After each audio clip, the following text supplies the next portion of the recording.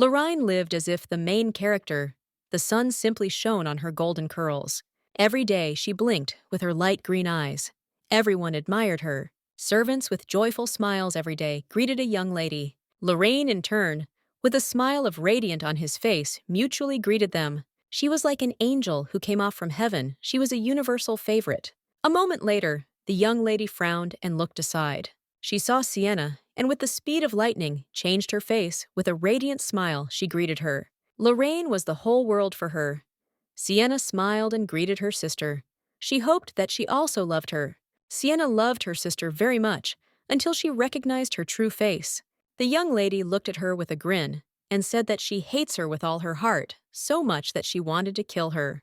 The young lady looked at her sister in surprise, and asked did she really sharpen her, because she was afraid that she would be grabbed for her atrocities. Lorraine said that this is not the main reason.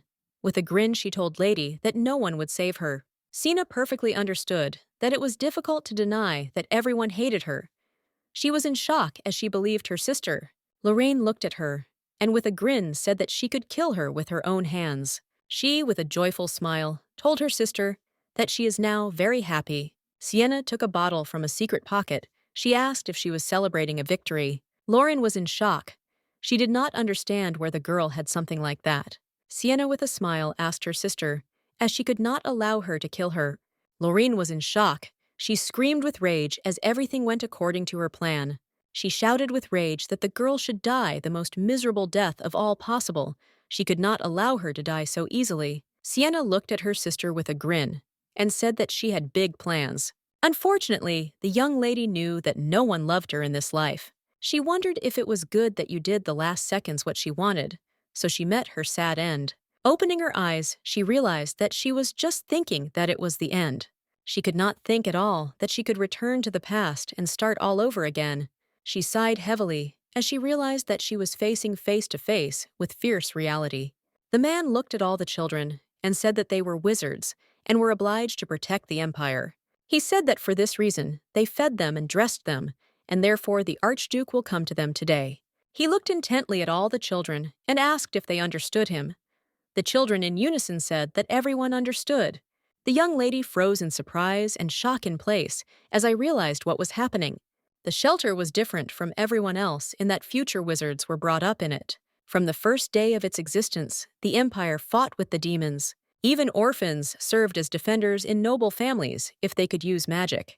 In fact, he and Lorraine are not their sisters. They were only named sisters. The young ladies both served the Nacht family for more than 1 year, but the attitude towards them was different. DJ's Nacht family of the founders, who provided them with her sister, one of the 3 shields of the empire.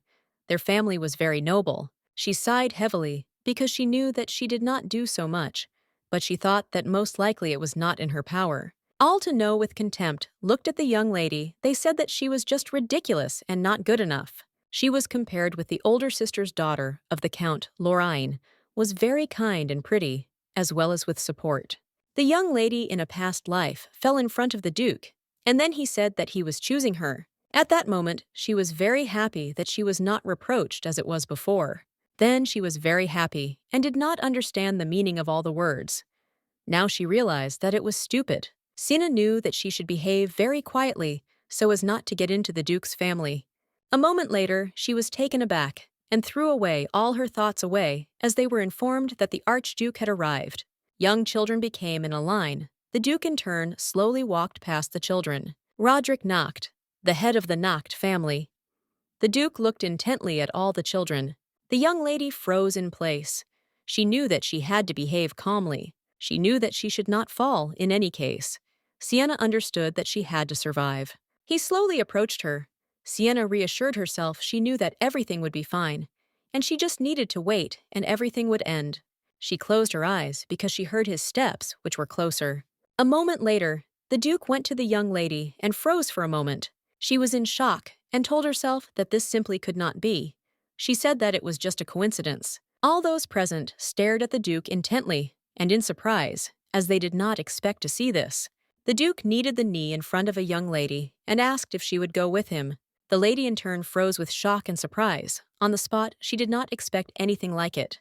Looking at the Duke in her body, goosebumps ran. She felt a powerful magic that came from the Duke. The world struggled with evil. Even after the war, archimagia of important people in the Empire, ready to protect the Empire at any moment. For this reason, wizards have been taught properly from childhood, even if they are ordinary people. Sponsors are a great opportunity to go out into the high world. After all, marriages between the children of the defenders and those who protect are very popular. Thus, aristocrats can create a pedigree. She knew that her guardian and Lorraine were quite influential people.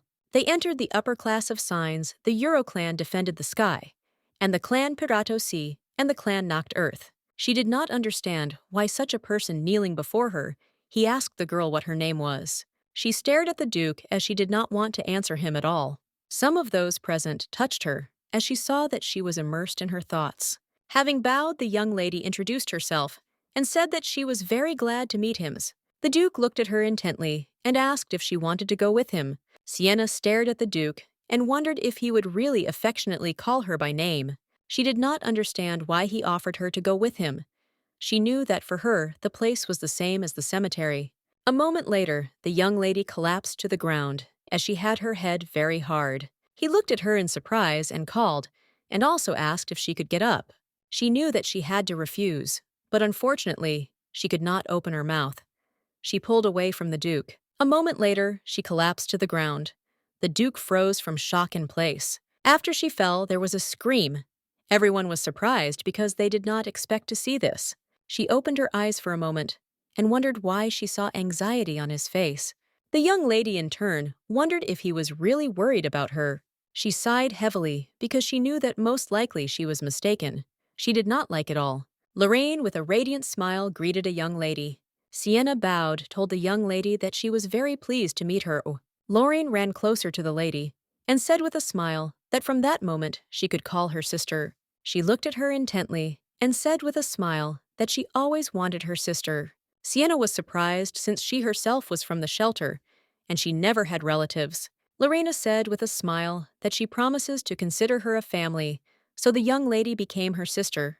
Lorraine, with a smile, came to the room to the lady and said that she brought tea and sweets. She smiled and asked if the girl wanted to go to the estate with her in the summer, as her parents asked about her. Sienna was a little surprised, as she did not expect to hear this. She agreed to joy, and they went to the estate. They were together almost all the time. Madame stared at the young lady and greeted her, Sir also, thanked her with a smile for being friends with their daughter. Lorraine did not cease to take care of her sister. Sienna was surprised, but at the same time glad of such care. The lady looked at her friend and said that she would like to give her a doll. Sienna, with a surprised smile, asked if she could take her. She saw that Lorraine and her parents were very good about her. In the late evening, the young lady came to her room. She quietly asked if she was sleeping. Sienna looked at her in surprise, as she did not expect to see her late-night. Lorraine smiled and said that she would like to do something with her. Sienna looked at her sister in surprise and asked what she was talking about. The young lady handed her a small book and with a smile said that she would like to do something with her. The young lady stared at the book that her sister showed her, as she looked very ancient. Lorraine asked her sister if she read the book with her. Lorraine said with a smile that the book says how to share magical power with another person. The young lady in turn was very surprised, as she did not expect to hear this. Lorraine stroked her sister with care and said that she would like to share force with her. She stared at her sister and excitedly said that it seems to her that she had no power. Sienna was surprised. She did not expect to hear anything like that in her address.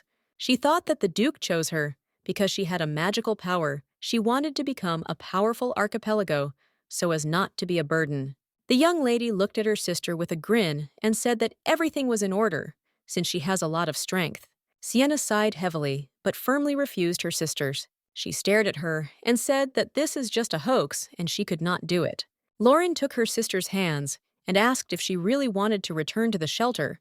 The young lady did not answer the question. She stared at her and said that she only wanted them to continue to remain sisters. As a result, they conducted a ritual. Lorraine, with a grin, said that it would be their little secret. Lorraine looked at her beloved sister with a grin and said that she would not tell anyone. Now she understood that it was very naive to trust and expect something from someone. Now she was sure that when she returned in time, she would never contact her. She wanted to leave everything in a past life and not to return to this outcome. She knew that if she wakes up, she would just return to that calm life. Opening her eyes, she saw the Duke in front of her. He said to some people to repent while they were waiting for punishment. The man shouted to the Duke. He said that he was not to blame the young lady, frozen in place. She did not understand what was happening. The Duke stared at the man and told the knights to take him to them. A few minutes before the young lady woke up, something happened. The Duke stared at the young girl as it seemed to him that she fainted when she refused to take his hand. He thought that most likely this is some kind of mistake. It seemed to him that she was simply worried because she had not seen anyone like that before. He looked at her intently, as he knew that although she was an orphan, she was too thin. The Duke realized that she certainly did not eat in comparison with other children. He knew that huge amounts of money were allocated for the education of special children. He knew that this place could not be in poverty. Directors also knew about this, but unfortunately, such people often profit from this. The young lady woke up and looked in surprise at her teacher. The Duke said that not many children have the potential for magical abilities, so the children of the military resource of the empire. He looked at the director with rage and said that he could not harm them or use it in any way. The Duke looked at the director with rage and said that he was not suitable for this position, and he could repent, but for now he expects punishment. The director was in shock. He knew that all because of the girl who fainted. He screamed the Duke to wait for him. Looking at the Duke, he shouted that he was not at all to blame for what happened. The Duke looked at the director with rage, but at the same time said to take him immediately. The director shouted with rage that the shelter was his private property. The young man looked at the butler and said that he would stop. The young man told the director that if he does not close his mouth, he could lose not only his private property, but also life. A few minutes later, everyone stared intently into the next director, who was taken to the arms. The young lady looked at the Duke in bewilderment, since there was no such past life. She knew his cold look, but now she did not understand why he looked at her like that. The young lady was taken aback and wondered that he was really dissatisfied that she fainted. She wondered that he really didn't want to take her anymore. Because she was weak, she knew that if so, then this is her chance. The young lady hugged her teacher with the speed of lightning and shouted that she was very scared. She wanted to pretend that she was vulnerable. Sienna asked if she couldn't go. She said that she would be good. She would be less. She would eat about other children and listen to the teacher. The Duke and his subordinate froze from shock in place. They did not expect to hear this. The teacher sighed heavily and told the Duke that this is just a child, and she was just afraid to leave because everyone loves her here. The teacher said that she would try to persuade her Noah lady. Sienna did not intend to give up. She burst into tears and shouted that she did not want to leave. She was surprised because she only wanted to pretend that she was paying, but in fact the teacher was in shock. The man looked at the teacher and said that the child would be even more scared if she also begins to cry. The man looked at the Duke and said that he was sure that the Duke would not take the child against his will. He quietly said that the Duke would repeat this. Sienna in turn squinted at the Duke as she expected a verdict. The Duke stared at her and agreed. In the blink of an eye, she stopped crying. She stared at everyone present and wondered if she could now calm down. It sighed heavily and wondered if it was really so obvious. The Duke looked at the girl and would like to say something, but she burst into tears very much again. Everyone froze in surprise, as they did not expect to see this. A moment later, the Duke turned and said that this is enough for today, and it was time for them to return. She was happy and wondered did she really succeed. She hoped that she no longer had to go with him. The teacher stared at the young lady and said that now everything will be fine. Looking at the teacher, she realized that although she had a similar scene, but she looked at her with warmth. The teacher smiled and gently stroked the young lady on the head, but said that she no longer had to cry, since she had a very beautiful face. Now she again realized what her sister showed her. She understood that kind words and a sweet smile is just a cunning plan. In addition to the fact that she planned to kill her out of hatred, then she understood another thing. Lorraine, with a grin and verification, looked at her sister. She was glad that she would die soon. She looked at her intently and asked for permission in order to ask something. Sienna looked at her and asked if she remembered that summer in the estate. She asked, was it really then to those who received magic forces was not her? The young lady in turn looked at her sister with a grin. She thought for a moment. But a moment later, With a satisfied smile, she asked her sister did she really understand it. Lorraine looked at her with contempt and insulted. Now she realized that she had spent her whole life in her fake love, but she really loved her smile. The teacher stared at the young lady and asked what she was thinking about. The teacher was a little alarmed and asked the girl if she was still scared. Sienna thanked her for her help. She knew that if in a past life she stayed with the teacher, her life would be much better.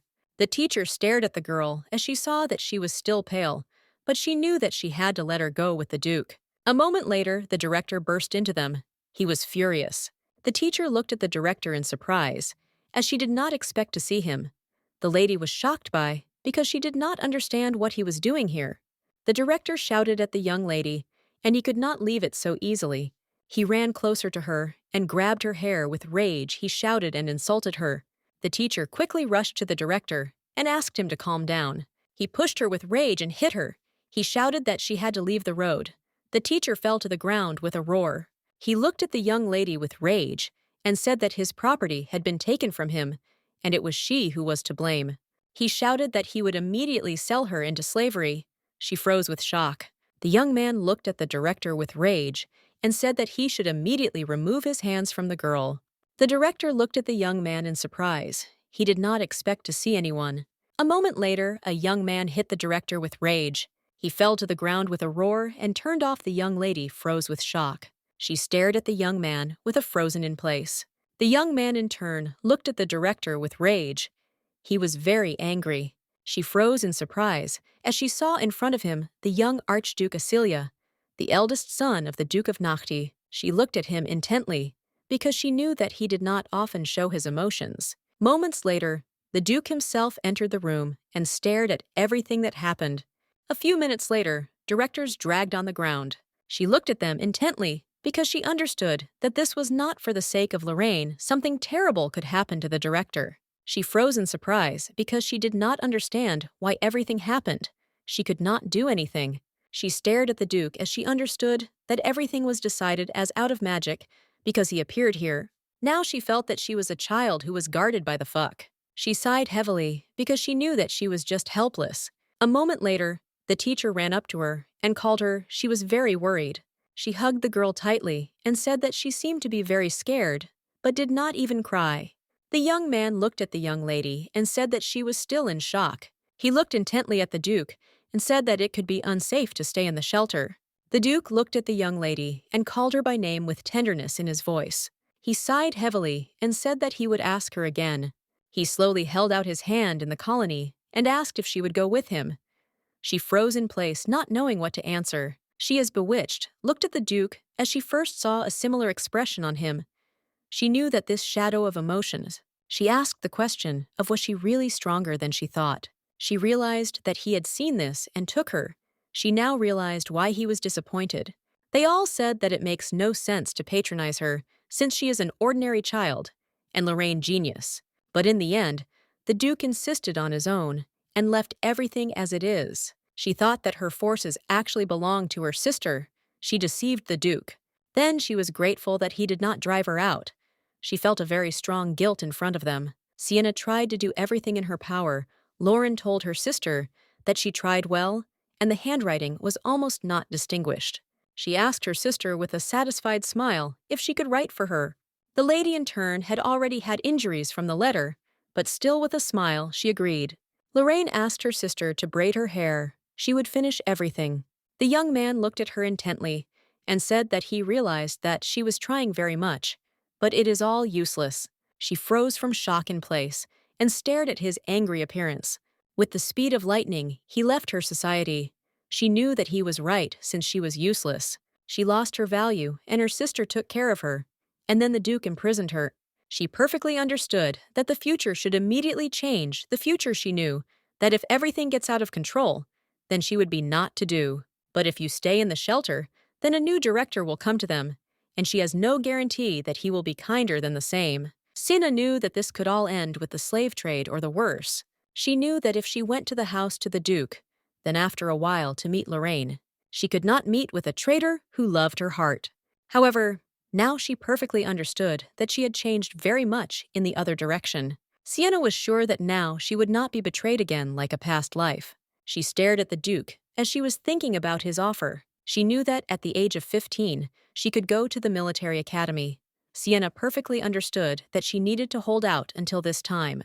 She was very upset as she understood that in this case, she would have to part with the teacher.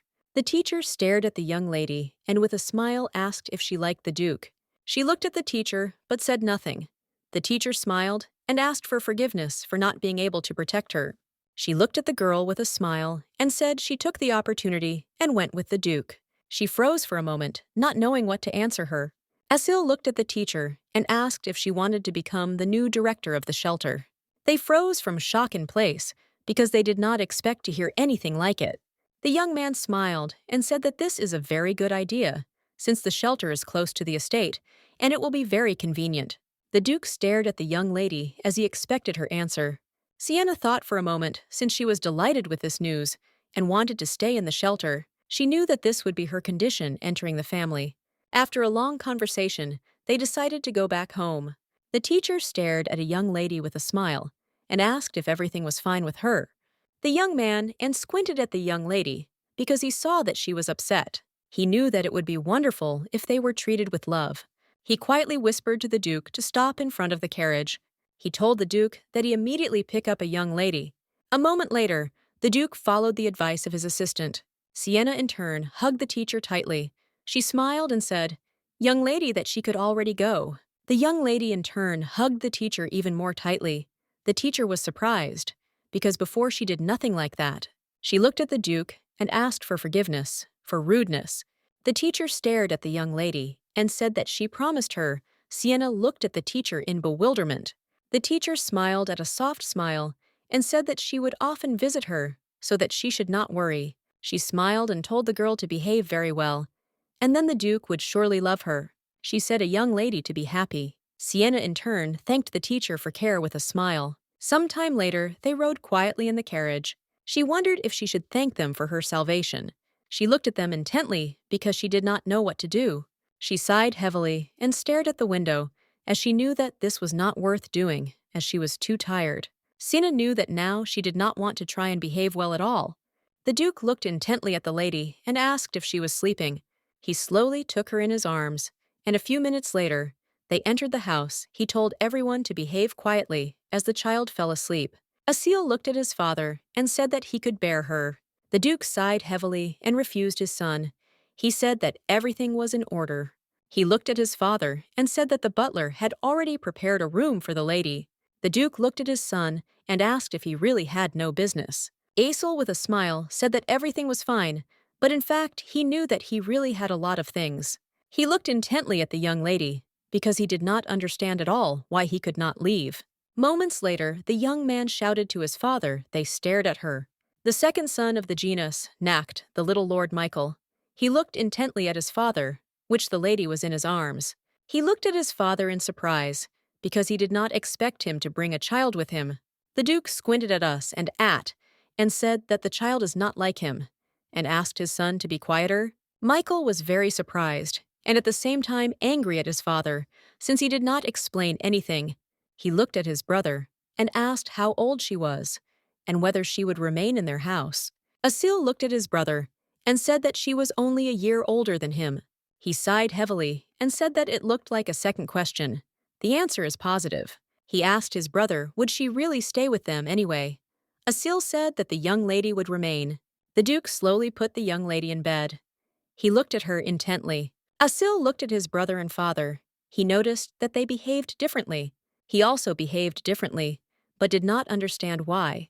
When he saw that someone was hurting her, he could not restrain his anger. He sighed heavily as one thought about it, praised him. He did not understand what was happening to him at all. Michael looked at his brother in surprise. The Duke squinted at his sons and said that they would come out and let her relax. Isabelle stared at the young lady who was sleeping quietly in bed. He knew that this time he could definitely protect her and would do everything possible. The young lady with the speed of lightning fell into sleep. She slept serenely when she suddenly heard that someone was calling. She froze her eyes in the spot as she did not understand where she was. A moment later, she suddenly heard that someone was clearly calling her. She turned around in a hurry. She froze in surprise as she saw Lorraine. She called her with rage. Lorraine looks at her with anger. She screamed that she hates her. Lorraine looked at her sister with rage and smirk and asked if she had taken her place. She screamed to her to answer the question. The young lady, with her speed of lightning, woke up from a terrible nightmare. She sighed heavily because she knew that it was just a dream. She froze in surprise as she was in an unknown room. For a moment, she remembered the lunar cradle looking around. She realized that it was a room in which her sister lived. The maid looked at the young lady and said that it was her room. Sienna was a little surprised, but said nothing. She was glad since she finally got her own room. Lorraine hugged him tightly, her sister, and with a smile invited her to her room. She said that she was already representing her. She smiled and said that it was the moon cradle, after the rooms of the Archduke and his sons. She smiled and said that this was the best room. The maid looked at her, said that there was also a separate servant room. The lady smiled and said that she was suitable for her age. She told her sister that she could come to her and play, and she could also spend the night in her room. Lorraine really wanted a lunar cradle, and the Duke agreed. She looked at her sister with a grin as she was glad of such an opportunity, so she began to live there. Sienna sighed heavily and slowly got out of bed. She knew that she did not need to be put in a similar room. She knew that there was more bed for servants than in her room. She knew that she was brought here asleep. Memories from sleep suddenly surged on her. Lorraine, and Yar, with a grin, asked her if she had taken her place. She sighed heavily because she knew that she would not compete with her sister at all. She thought she would quietly survive for several years and go to the military academy. She knew that they would understand her incorrectly if she remained here. She did not hastily go along the corridor in search of her rooms. She knew that she needed to return to the room before someone notices her. She turned around and watched whether someone was following her, and unfortunately, accidentally stumbled and fell. For a moment she froze as she hurt her leg. She knew that she could not stop, and she had to move on. A moment later, she still managed to find her former room. She slowly went and lay down on the bed because she knew that she had to hide first, because the night was very cold. She quietly took refuge with her blanket and slowly plunged into sleep. The main maid slowly went to the young lady. She knew that she should serve the future Archduke. The man told her that the Duke brought someone then whom to take care of. She smiled and asked if he brought the future Duchess. The butler said that this is not so.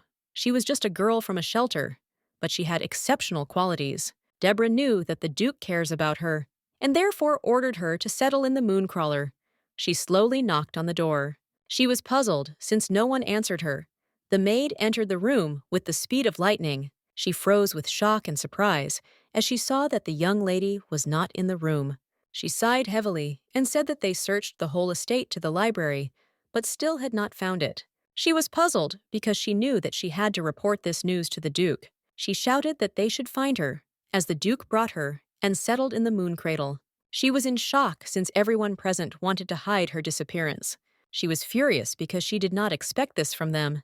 The Duke looked in surprise at Madame and asked how she could neglect her duties, since he ordered her not to depart from the girl. Trembling with fear of Deborah, said that she was not an excuse. She saw that he was very angry. She sighed heavily because she realized that the young lady was a more important person than she thought. Falling to her knees, she said that she was very sorry. She said that the services were already searching for the house, and they would find it. The Duke sighed heavily and rose from his chair. He said that he needed to go. She looked at him in surprise because she did not understand what he was talking about. He stared at the maid and said that they needed to find a child.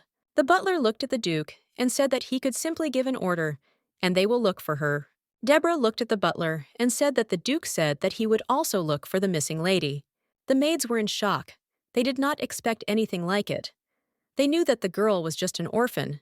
They wondered if royal blood did not flow in Tusite. The butler looked at the servant and said that they stop the conversations and go in search.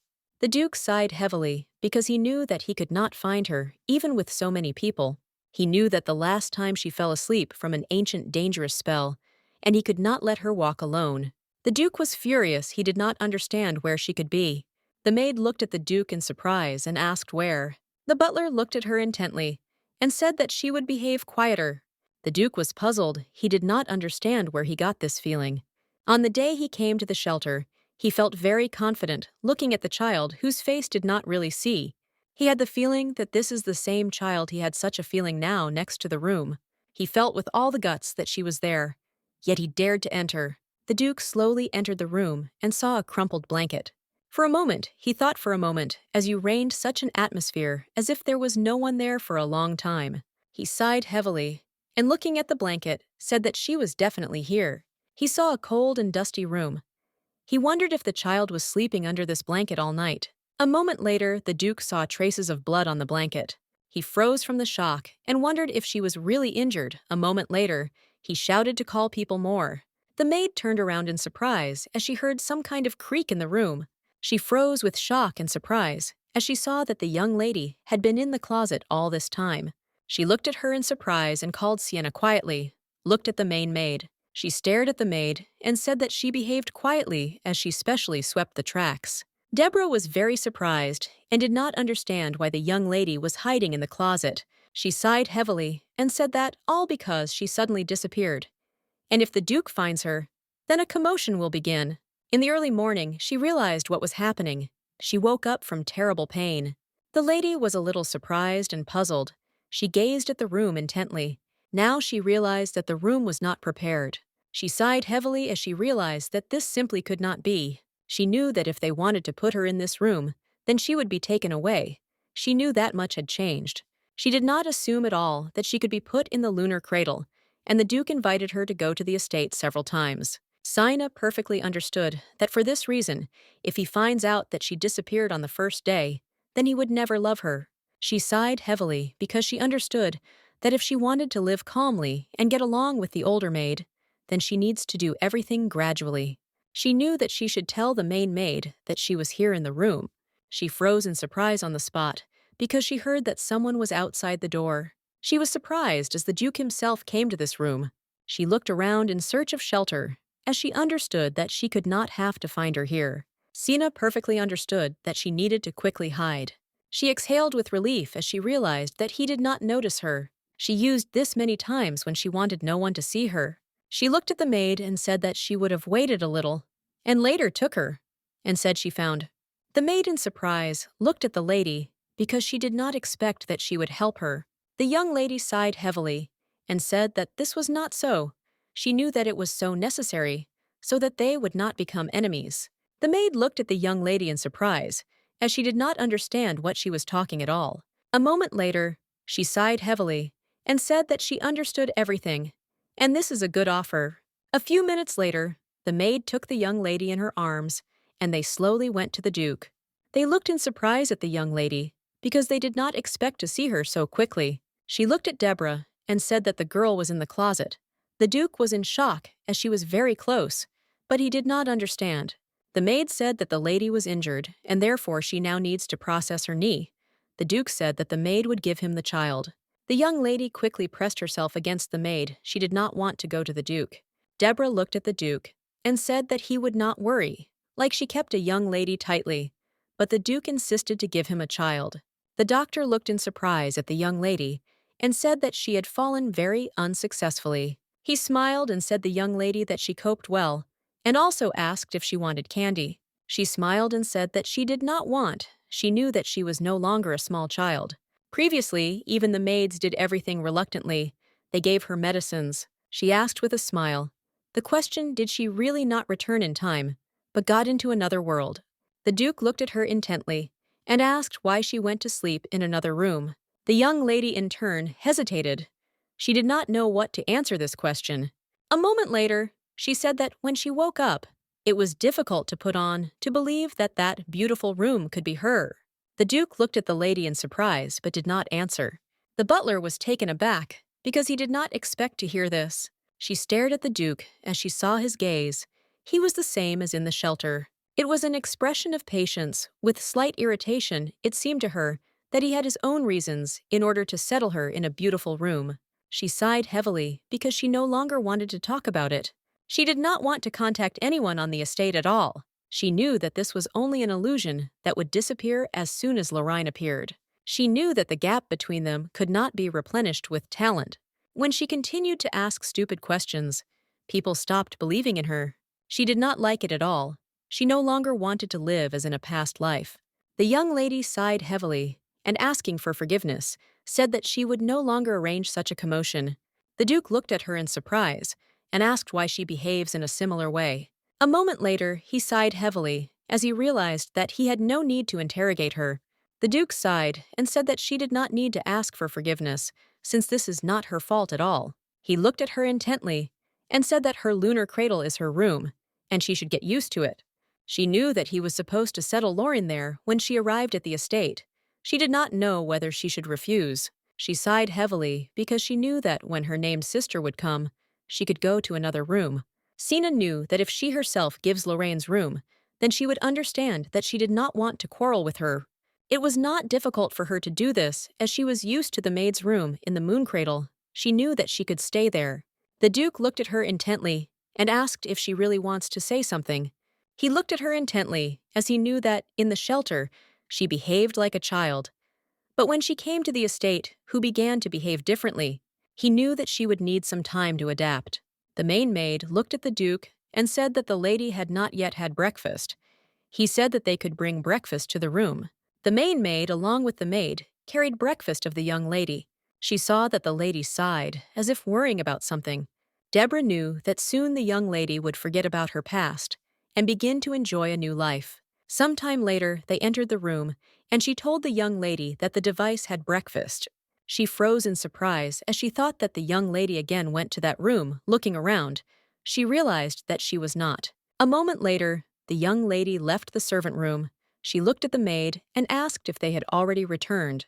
The main maid, they hastily approached the lady and said that the room for servants. Sienna sighed heavily and said that she did not know this, since she really liked the rooms. Deborah said that this room was not for her.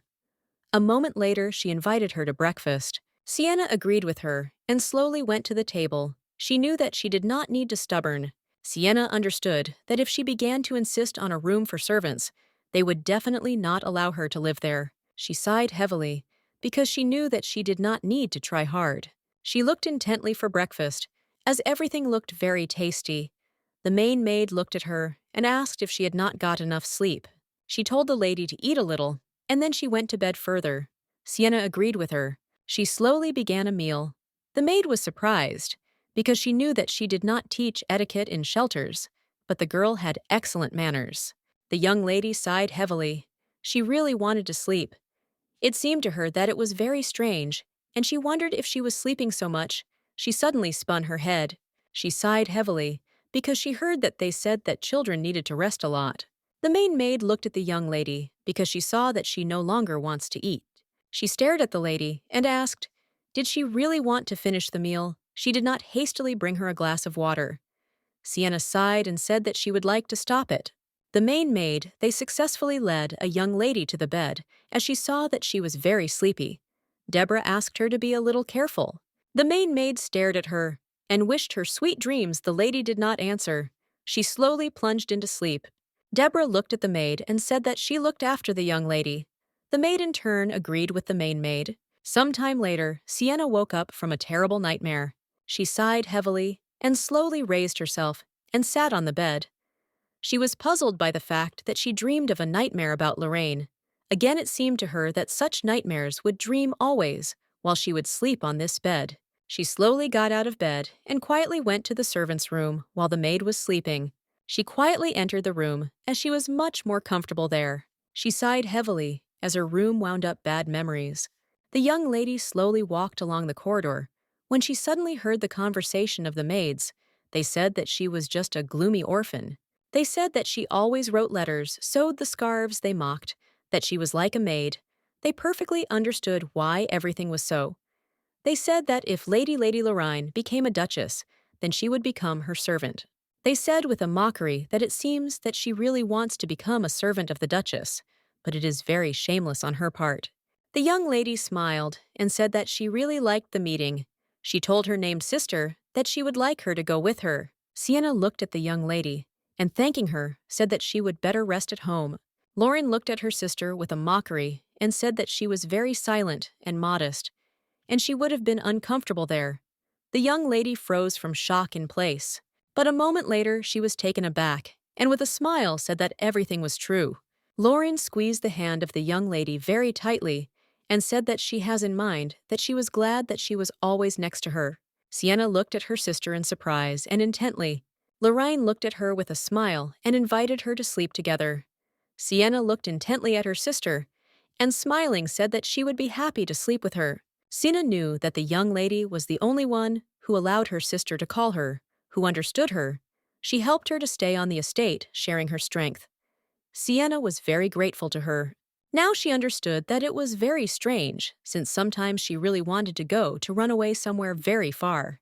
But no matter how difficult it was, she always remained next to her sister. She sighed heavily because she perfectly understood that if she could leave, then everything could have been different.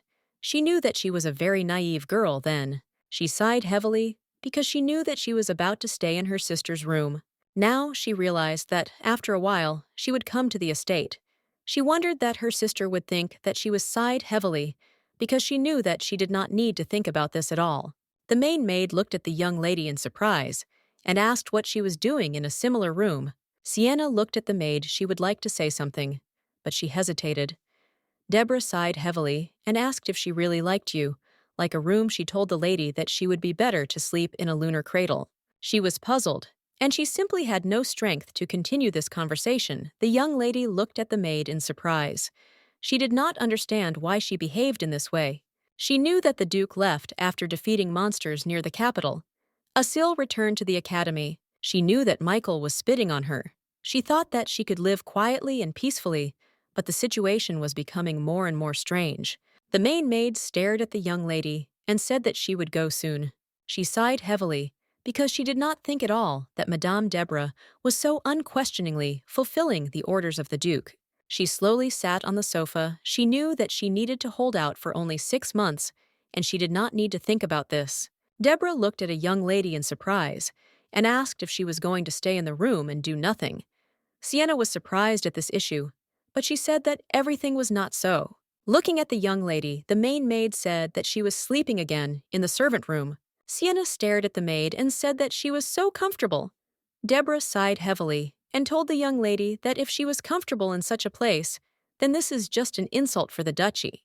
The young lady looked at the main maid in bewilderment and asked what she was talking about. She lived in the estate half a life before she died. She wondered if she could consider it an insult to herself. She sighed heavily because she could not say this at all. The main maid looked at the young lady in surprise and said that she seemed to sigh because she was in such a gloomy place. She stared at the young lady and said that she would come out in the sun immediately. She said that she would immediately show her the most beautiful places. Deborah, with a delighted smile, said that she was very glad that she could show her the territory of the estate. The young lady, in turn, sighed heavily, since she already knew everything and she did not need to show the estate again. Deborah, with a smile, looked at the young lady and said that she was the second floor, a modest exhibition hall, and they could start with it. The young lady for a moment thought about the words of the main maid, since according to the standards of the Duke's family, the hall was modest. The Duke's family defended the territory, and it was natural that they took a lot of jewelry, starting from grain, which grows and dramatically in the soil, ending with mines. She knew that it was too luxurious for a simple exhibition hall. The maid smiled and said that the theme of the exhibition was changing once every few months. Looking at the young lady, she said with a smile that now she would tell her more about everything. Entering the room, she froze in surprise as she saw the young Mr. Michael. She greeted him with all the honor. The young lady in turn wondered if she should also say hello to him. She sighed heavily and decided that she would not welcome him. The maid looked in surprise at the young lady and said that she should also greet the young lord. The young lady looked at him intently because she knew that he could not tolerate weak people. She quickly hid behind the main maid because she knew that if he saw this, she would probably leave herself right away. She hoped that he would be angry and leave. Michael looked at them intently and asked them to come to the exhibition hall. The main maid smiled and said that everything was so she would like to continue the conversation, but he interrupted her and said that she could go. He stared at the young lady and said that he would show her everything. Sienna froze in place in surprise since she did not expect this. She was shocked and did not want him to show her everything. She stared at the main maid as she hoped that she would refuse. Madame Deborah looked at the master with a smile and said that it was very wonderful. She said that the young master was better than her than she. She quickly pushed the young lady to the young master and with a smile said that this was a very good opportunity for them. Sienna was taken aback and froze from shock in place. Deborah looked at young people with a smile and said that she was this. She deviates. Sienna was in shock. She did not expect anything like it. She did not want to stay alone with him. He looked at her intently and asked if he needed to say hello again. The young lady looked at him intently and greeted him. He stared at her with hostility and said that he would like to advise her not to think that she would remain here for a long time. She looked at him intently because she did not understand at all what he was talking about. She sighed heavily as this reminded her of her last life. He looked at her starely and asked if she understood him. Sienna sighed heavily and casually said that she understood him. She said that she also seemed so to her. Michael looked at her in surprise because he did not expect anything like this from her at all. She looked at him intently because she understood that she did not need to argue with him. She knew that she did not need to pretend to him in a past life. She was hardworking, performed the work of the maid. Michael looked at her with fury and contempt. He asked her if she knew what kind of insignificance she was, why she would not be removed from the duchy. She perfectly understood what he wanted to hear in all her lives. The young lady looked at him intently and said that he did not need to worry. She said that she perfectly understood that being a child of the Duke family is too big for an orphan. She sighed heavily and calmly said that she was going to enter the academy when the time came, and until she caught his eye. He looked at her with rage and said that he did not believe that she wants to get out of the duchy herself. She looked at him in surprise because she did not understand what he was talking about. She was shocked as he recently told her to get out of the estate. Michael hesitated and said that they could talk about this later. She looked at him intently because she saw that he had a strange expression on her face. She did not understand that she was offended. Sienna sighed heavily since she had no longer something to say. She knew that if something was something of him, offended, then he will leave soon. Michael looked at her intently and said that she should follow him. Sienna looked at him in surprise because she did not expect something at all. He sighed heavily and said that he promised the senior maids to show her everything. She was in shock, did not understand why he was holding this exhortation. She knew that they could just go with their own ways. The young lady gazed stare at him in the wake and asked him really. He didn't like her.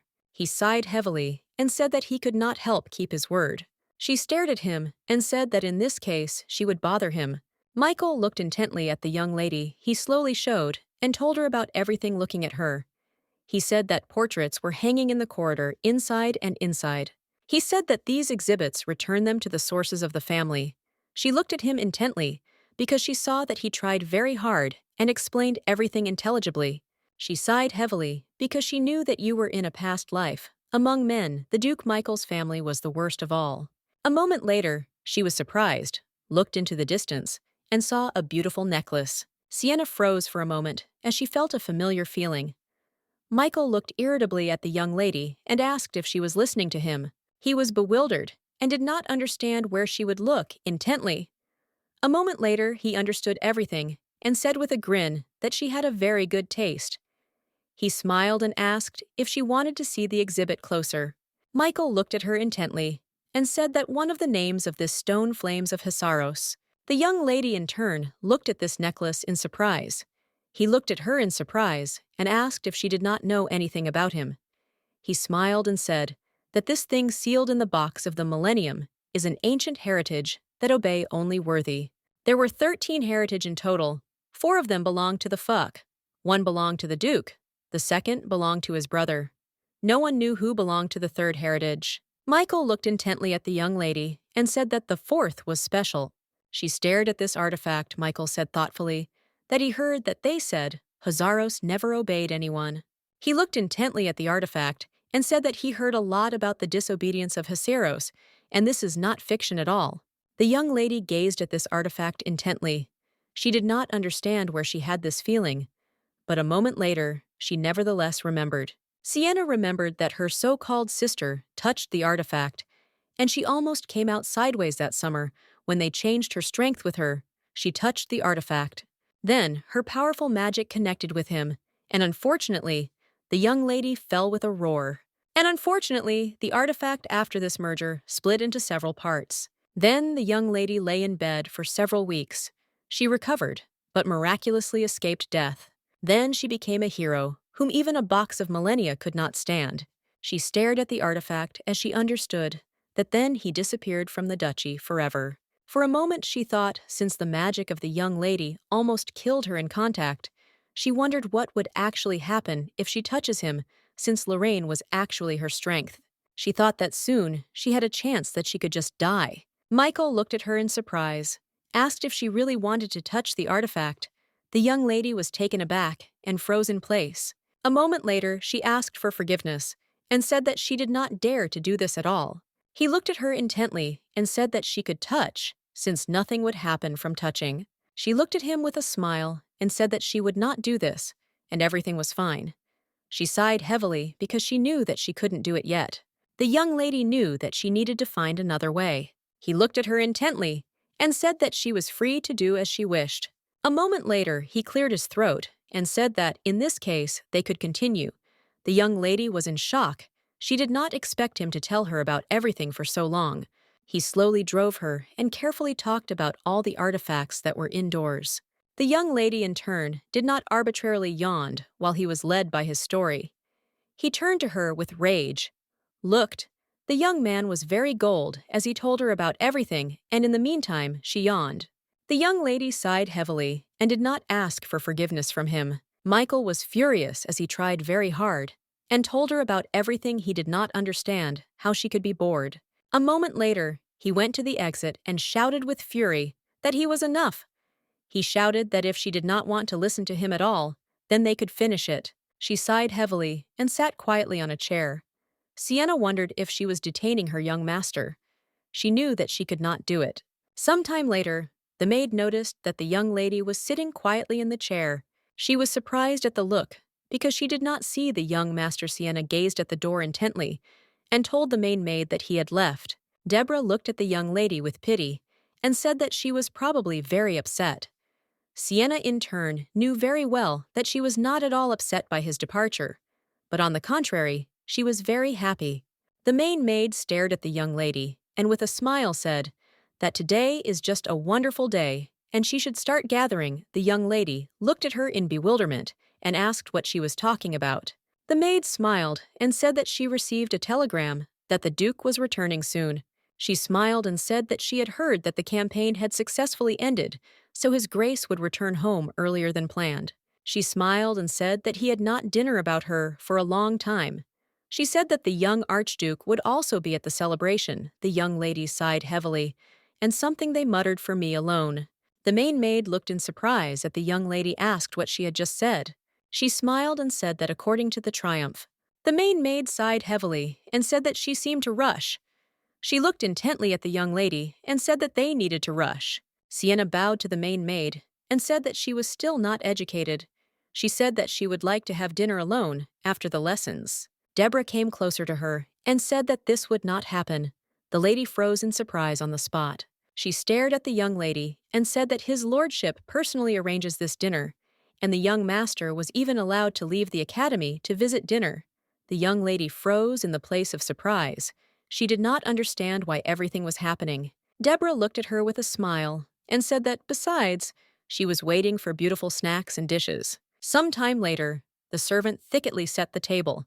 The young lady sighed heavily because she knew that she could not just avoid dinner, so there was no choice but to follow the maid. She stared at the window as she realized that Mediterranean night was unusual.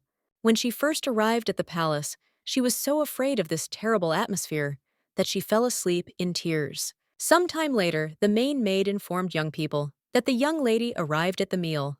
The Duke stared at her and said that it was very good that she came, and now she could sit down. She sighed heavily and did not agree with him.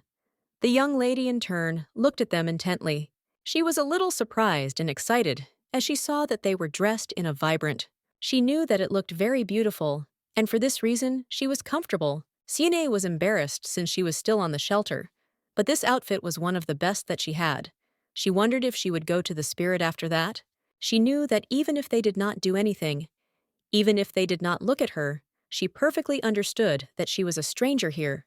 The young lady sat down quietly and sat at the table, not making a single sound. But a moment later, she was taken aback as she saw grenades on the table. She thought that it was a very unusual decoration. For the table, she knew very well that a grenade was depicted on the coat of arms of the Duke's family. The Duke sighed heavily and said that they could begin to meal. A moment later, the young master sighed heavily and said that the rain very suddenly went. He looked intently at his father and said that he was very glad that his campaign was over. The Duke agreed with him because he knew that in bad weather the monsters are worse. The lady in turn felt embarrassed. Since she had to have dinner with those people who did not want to spend time with her, she knew that it would be very good if she had no indigestion after that. Asil stared at the young lady and asked if she liked dinner. She was very surprised that he asked her a similar question, but still said that she liked everything.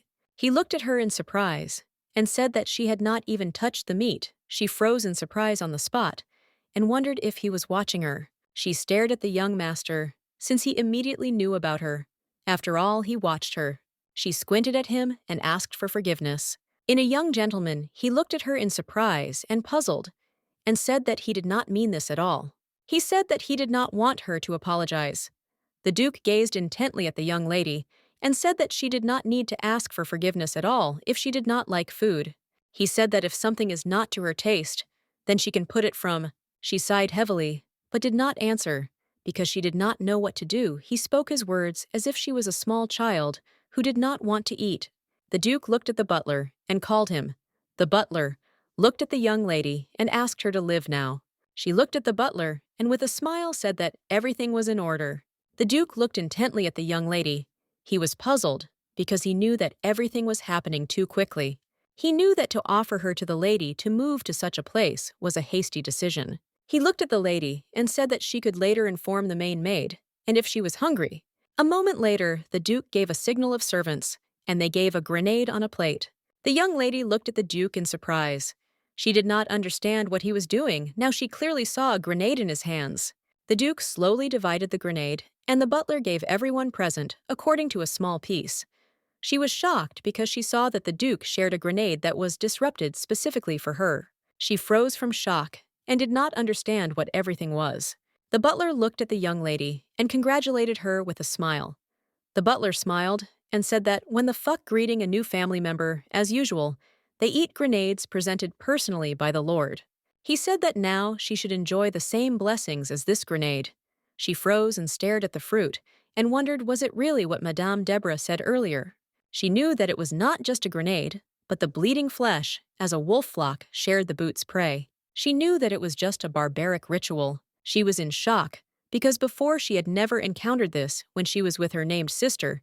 The Duke stared at the young lady and said that she could take the fruit. All of the family members have started a meal. The young lady in turn slowly took one grain. She froze looking at him. Everyone was staring at the young lady. They did not take a close look from her. The young lady in turn trembled with fear since she had goosebumps. She had the feeling that she should not be in a similar place. The Duke stared at all those present and said that from that moment, Sienna was recognized as a child of their family. He looked at her intently and said that now the knight and the 10,000th retinue of the fuck would protect her. The young lady sighed heavily and said that she was just a small orphan, and whatever their expectations, she would not justify them. Michael was in shock. He did not understand how she dared to say something like that. The Duke stopped his son and looked intently at the young lady. He said that it was unacceptable for the child to say this. The Duke looked intently at all those present and said that it seems to him that someone painted everyone. When he was with a young girl, he looked intently at Madame Deborah and asked whether he said correctly. The main maid was in shock. She did not expect to hear this at all. She stared at the Duke and, bowing, said that he could swear that she did not say anything like that. She said that when he was away, she might have been disrespectful. But since the lady received a grenade, no one dares to say something. The butler looked at the Duke and said that it would be brutally suppressed. He smiled at the radiant smile and said that the young lady is smarter than his peers. He said with a satisfied smile that soon everyone would admire the wisdom of her lordship and imitate hers. The maid stared at the Duke and asked why not find the teacher for the young lady. Sienna looked at all those present in surprise, as she thought that it was too early for this in a past life. She began to study only a few months after arrival. The young gentleman looked at his father and agreed with all those present. He said that one could not put his education in a distant box. Michael sighed heavily and said that the young lady could study with him if so necessary. The Duke stared at those present and said that he agreed, and will certainly find her teacher. She looked intently and in surprise at Michael, because today he only told her to get out of their house in the afternoon, and now he was so friendly with hers. The Duke looked at the servant and said that they need to do a lot, and they should focus on the necessary lady for the young lady. He looked at her and said that she was now a member of their family, and he recognized her. He looked at her intently and said that he did not know at all what noodles she had hung on her ears, but she should forget about it. The young lady froze from shock in place because she did not expect to hear this. The Duke stared at the young lady and said that she should forget about what they said to her, and she should not take such words to heart. She looked at him in surprise because she did not expect to hear this at all. She sighed heavily because she simply could not forget what happened in a past life. They all looked at her with contempt and shouted unanimously so that she returned to her. They said that her efforts were worth nothing. They said that she had no qualities. She knew that among them, she did not feel what she would like. She wondered how she could forget about it. Trembling, she told herself that she could forget about everything, but she did not understand how her suffering heart could calm down after this. Her heart hurt from one thought. The Duke looked in surprise at the young lady and called her. She sighed heavily because she knew that she did not bother her anymore. She was puzzled because she could not breathe. The Duke shouted excitedly and called the young lady. She was shocked since she was very bad grabbing the tablecloth. She fell to the ground. Everyone rushed to the young lady with the speed of lightning. The Duke shouted that the servants so that they would call the doctors. He looked intently at the young lady and said that she should wait a bit. He looked at her excitedly and said that he was sure that everything would be in order. He looked at her intently, asked if she could move. He said that she could lean against him. She was shocked as her body itself leaned against the Duke. She breathed heavily and could not calm down. The Duke, in turn, hugged her with tenderness. She was very angry with herself because she did not want to rely on him at all. She mentally asked him to leave her. She wanted him not to touch her. The Duke, in turn, did everything for the turn. He was very worried about the young lady because he saw in what condition she was. He looked excitedly at those present and asked when the doctor would come. She was furious and did not want him to pretend that she was important to him. She saw his unusual behavior. She strangled her. Young people were excited, looked at her and called her. She was furious because instead of kindness, he wanted to simply strangle her. She knew that this estate was simply terrible. She was furious and did not understand what she had done wrong in a past life. Since she was a lot, I suffered then. She was furious and wondered why she should go through all this again. The young lady fainted and at the same time cried quietly. The Duke was in shock. He called a young lady, but she did not answer. She knew that in her past life, the only way out was death for her. She did not expect that something like that would happen. The Duke sighed heavily and said that it seemed that she fainted due to stress. He was puzzled and understood that it was simply impossible. He was excited and said that it was just some kind of nonsense. The Duke looked intently at his sons. He knew that there was never anything like this with them. Roderick looked intently at the doctor and asked if the young lady checked that condition. The doctor excitedly said that the young lady was in very serious condition from malnutrition. He looked intently at the young lady, who quietly slept in bed, and said that it was highly likely that she had eaten something fat. Isabelle thought for a moment and said that it was very strange. He knew that she did not eat so much so that it could harm her. The doctor looked at all present in bewilderment and said that she could be so worried. For the first time, he said that it was highly likely that she was so upset because she felt unwell. Michael was surprised as such a sick child with an unhealthy mind was forced to eat dinner. Isabelle was shocked by his brother. He quickly closed his mouth and did not let him finish. The doctor looked at the Duke and said that the young lady would become tomorrow, and today she should sleep. The butler looked at the Duke and said that they should leave her to rest. The butler smiled and said that they would certainly take care of her.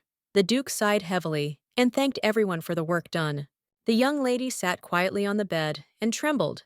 She was puzzled by everything that was happening. She knew all the contemptuous glances she heard their conversations. They said that she would just amaze, they were shocked, and did not expect that she would steal her sister. A few years later, when she was 18 years old, She still could not sleep. She took the strength from her sister, and now she felt guilty for deceiving everyone she really wanted to wash herself from this guilt. She was not opposed to fulfill the duty of the maids, but unfortunately, she knew that this could not be washed in any way. She had a symbol on her body after they exchanged forces. She was puzzled since he greatly burdened her. The young lady was in shock because she saw that again the morning replaced the night. She knew that it was a luxury for her to cry. Her sister gave her a couple of tips. She knew that she could not be lazy.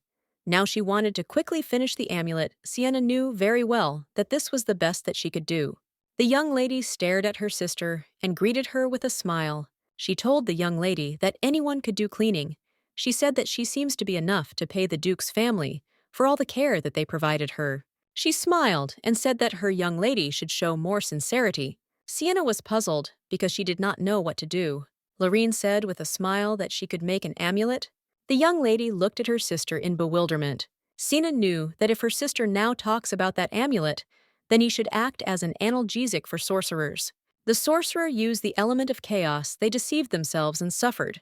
Some people believed the element so much that they turned into demonic creatures using the magic of the sorcerer, risked becoming demons. She knew that the amulet was a very important means of protecting sorcerers. She wondered if she could make him with her grains of power. Lorraine stared at her sister and with a smile said that she should show sincerity to the Duke's family. She smiled and asked her sister, as she thinks about this. Sienna looked at her sister with a smile and agreed with her. The problem was that she knew very little about the manufacture of amulets. She did not know how to make them right, so she had no choice but to follow the instructions. In addition, the only thing she could do with such a small amount of magic is a low-level amulet. She sighed heavily because she knew that she spent several days on making an amulet and hoped that it would work. The maid stared at the lady and asked if she was busy. She said that she wanted to ask her to get out in the room of the young Duke Acelia. The young lady looked at the maid with a smile and agreed with her. She knew that when she gave the young Duke the amulet, he did not seem to be very interested in him. She really hoped that he would help him at least a little. The young lady sighed heavily because she knew that she was best to concentrate on cleaning the room. A moment later, the young lady froze in place as she saw an amulet that was lying on the ground. She was shocked because she did not expect to see something.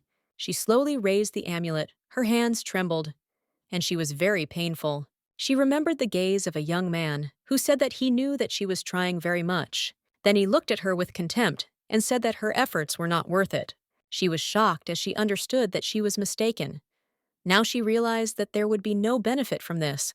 The maid entered the room and asked the young lady if she finished with cleaning. She looked at the lady and said that when she finishes, she should go down to the warehouse. Sienna, raising her gaze to the maid, agreed with hers. She was in shock and did not understand how this could just happen. Lord Michael looked intently at the young lady and said that she was very glad that she was not busy. She looked at him in surprise because she did not expect to see. She smiled and said that she could do something. He looked at her intently and with contempt said that no one asked her about it. He said that she was so disgusting that he was taking the work of another servant. He looked at her with fury and contempt and asked why she would not get out of the estate. It was very painful for the young lady to hear this. Squeezing the amulet near the chest, she said that he would continue to be more attentive. He looked at her with a mockery and said that she couldn't just leave here. He looked at her intently and asked, unless she, in her conceited dreams, did not hang out next to his brother. She was amazed at what she heard, because she knew that he misunderstood everything. She knew that this was a simple misunderstanding. Of course she dreamed about it. She just dreamed of becoming useful. She wondered, was it really so brazenly on her part? Trembling, she asked for forgiveness. Michael went closer to her and asked with a mockery, did she really feel guilty? He shouted that she was just unscrupulous. The young lady, in turn, woke up with tears in her eyes. She sighed heavily and told herself that it was just a dream. She looked at her palms in surprise because she saw that the whole body was in sweat. She did not understand why she dreamed of it. Looking around, she realized that she was again in the lunar cradle. She stared at the main maid who was sleeping softly. The young lady sighed heavily as this room reminded her of her sister. She was puzzled and did not know how she could feel comfort here. She slowly went to the servant room, since only there she could rest. Michael looked intently at all those present and asked if someone could explain the situation. He did not understand why she was here. The maid looked at the lord in surprise, as she did not expect to see him. She sighed heavily and said that the young lady had a fever, and in a dream she moved to this room. Michael was furious. He did not understand what was the point of leaving the soft mattress and warm blankets into a similar room. Michael shouted at the main maid with fury and said that she looked like just pretends to be good with a young lady in front of his father. The maid was in shock. She did not expect to hear this. She shouted to the young lord that it was not so. Sienna stared at the young master and asked him to stop screaming. She sighed heavily and said that Madame told the truth, and she came to the room herself. He looked at her in surprise and asked if she really wants him to believe in it. He looked at the young lady and asked if she was also covering the main maid. He was surprised and wondered if she was so naive. She sighed heavily because she knew that it was all a lie. Sienna, sighing heavily, said that she was not so good as to protect people who would be unkind to her. The main maid was struck by her words. Michael looked at the young lady with rage and asked why she came to the room. She looked at him in surprise and wondered if he was really interested to know about it. He used to believe that her behavior was simply disgusting. She knew that, in his last life, he mocked her and looked with contempt. She knew that before everything changed, it would be nice to pay her close attention to this. The young lady turned out to know that now she needed to be silent, that in order not to meet that end again, the tragic end of her past life, which still pursued her. The young lady sighed heavily, because she knew what it was obvious that such treatment did not suit her in status. She knew that this was another step right in hell. Michael stared at the servant and said that they would quickly prepare the best room. The young lady sighed heavily and said that this room is the best that she had ever seen. She said that this place reminds her of the shelter in which she lived, so every time she did not come here. Michael was amazed at what he heard. He shouted that she was no longer in the shelter. He shouted that she was now a member of their family. He looked indignantly at the young lady and said that she was now a grenade sign. He asked if she realized what this means. She sighed heavily because of course she remembered this terrible ritual. He looked intently at the young lady and said that she would not turn out, that not everyone could get a grenade. He sighed heavily and said that the explanation was a little complicated. Deborah looked at the young lord and said with a smile that it seems he meant that the estate is now the house of a young lady. Michael sighed heavily and said that everything was true. The young lady in turn watched them intently. She wanted to behave as if nothing had happened. She would like to get these grenades from her stomach, if it were possible. He stared at the young lady and asked if she understood him. He said that this was an exception. She sighed heavily and looking into the distance thanked him. The young gentleman looked at the young lady in surprise.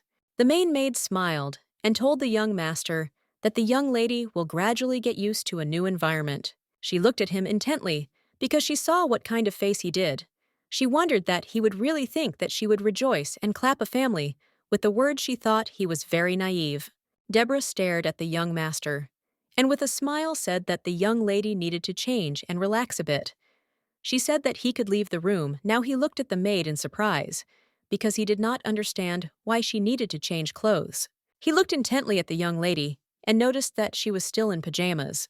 When he found out that his younger sister fell ill and went to sleep in a servant room, he thoughtlessly ran to her. He froze from shock and embarrassment as he realized that the gentleman had burst into the girl's room early in the morning until she was not collected. Leaving, he embarrassedly asked for forgiveness for his behavior and said that it was time for him to go. The doctor looked intently at the young lady from a smile said that everything was in order with her, and so he also had time to go. He smiled and said that she had to rest more. Sienna in turn stared at the doctor as she first saw him. She knew that the past doctor pretended that she did not exist. She sighed for a moment because she knew that if it were not for the order of the Duke, he would not have examined the orphan. Deborah looked at the lady in surprise as she saw that she was dark again. The doctor was fired because he could not diagnose the disease of the young lady. After this incident, rumors crawled among the servants that it was impossible to despise the lady. The main maid thought that most likely the young lady did not know about this. She thought with a smile that she would also like their discipline to be more built. She looked intently at the young lady and presented her food. She smiled and said that the young lady should eat, and after taking the medicine, she smiled and said that she had prepared her light soup. Deborah looked in surprise at the young lady because she did not expect that she would eat everything she asked. The young lady did the deed of. Deborah touched her. Sienna froze in surprise in place. Deborah smiled, looking at the young lady, and said that she had to eat pudding as she slept for several days and lost a lot of effort. She smiled and handed her a spoon where there were crushed apples to make it easier to swallow. Sienna was surprised since the main maid praised her for singing and fed her. She was very scared, and she did not even know whether she had to eat. Deborah smiled and said that it was very sweet and tasty. A moment later, the young lady said that she was enough since she ate, but Deborah insisted that she ate another spoon.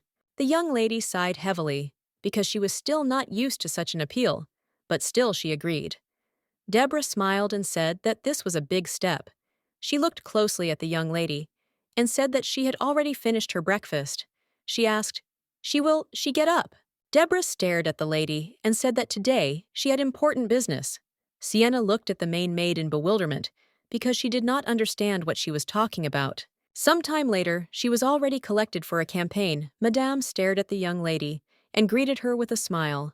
The main maid smiled, looking at the young lady, and said that the Duke personally invited the tailor to them. She sighed heavily because she knew that if the Duke personally called the tailor, she had to be here. She was puzzled as she really wanted to relax. But unfortunately, no one allowed her to do this. She knew that when someone looked so, that it merges with the Duke's family. The rest were envious. She knew that you could see the boundaries that the rest build many other things. But she in turn thought that the Duke would be angry with the one who ruined the festive dinner. But to her surprise, this did not happen. She sighed heavily and wondered why he had hated her so much before. Sienna wondered that everything was because she had no magic, or for some other reason. Madame stared at the young lady, and with a smile said that she heard that the lady was very elegant. She smiled and said that she had beautiful green eyes and hair, and her skin is pale. She smiled and said that bright colors would suit her. The main maid, with a smile, brought the fabric and said that the dark color and the pattern would also suit her. For some time they both rejoiced, because they knew that they would decorate her Noah lady. Madame was surprised, but with a smile looked at the young lady. She thought that it was all very strange, since usually children liked compliments. She did not understand why the young lady had such a sad expression on her face. She was puzzled and decided to drive away all thoughts away. She knew that she should be careful with her words. Sienna, in turn, sadly looked at her faded and well-worn shape. She saw a pale face, green eyes, and dark brown hair. She sighed heavily, as she still wore old clothes.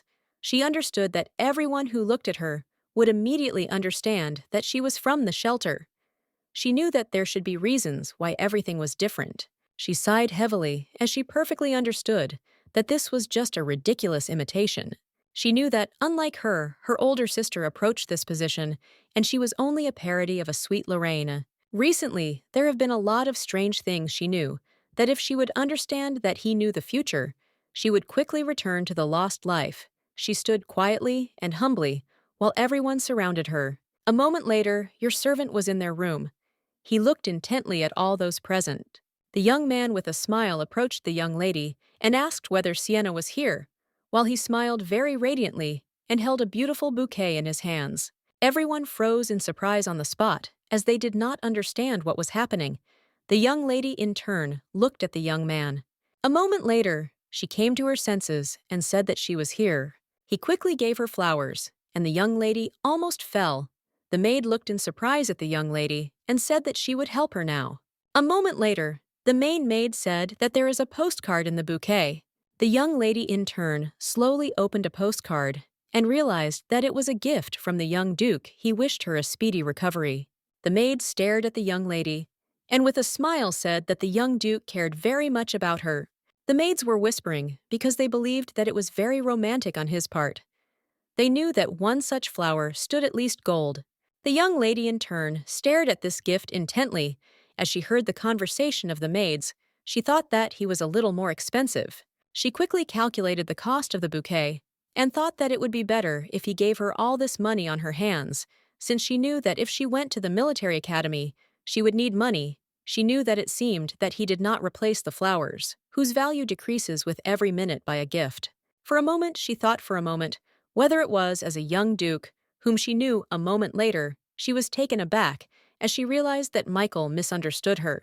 Then, he with a grin told her that she couldn't leave the estate so easy for her since he knew that she was hanging around in her dreams next to his brother. She froze from shock and wondered if he really thought that she wanted to marry his brother. She sighed heavily, so of course then she was very naive, but did not understand what made him think about this. She realized that most likely her sister prompted him to this thought. She knew that the young lady stole her forces, and later manipulating everyone, she would not be surprised if it was all true. She perfectly understood that she needed to get rid of this shadow as soon as possible, before she was again deceived. She stared at the young man and asked him to convey to the young master that she was very grateful for this gift. She smiled timidly and said that there were too many flowers looking at the young man. She asked if she was objecting if she shares with others. She perfectly understood that Michael would understand if she received a bouquet of flowers, but she perfectly understood that she could not reject the gift of the master. Sienna sighed heavily, and she told her that you were a shelter. When they received gifts, they shared them with everyone. She stared at everyone, and with a smile said that she would like to share joy with everyone. The main maid was surprised. Like everyone else, they looked at the young lady with a smile and said that it was very noble on her part. The young lady, in turn, slowly approached everyone and handed out the flowers. The maids, in turn, with a smile thanked her. One maid said that she would decorate her hat with this flower. The other smiled and said that she would dry and would use the flower like a bookmark. The young lady slowly handed out to everyone on the flower, smiling. She looked at everyone present and said that she needed only one flower and a postcard. Madame smiled and said that in return for such a wonderful gift, the young lady was simply obliged to accept this outfit. Madame, with a smile, told the young lady that she should have different clothes every season. She said that they would definitely make a lot of effort when to make her skillful outfits. She stared at the young lady and with a smile asked her to accept this outfit, Sienna.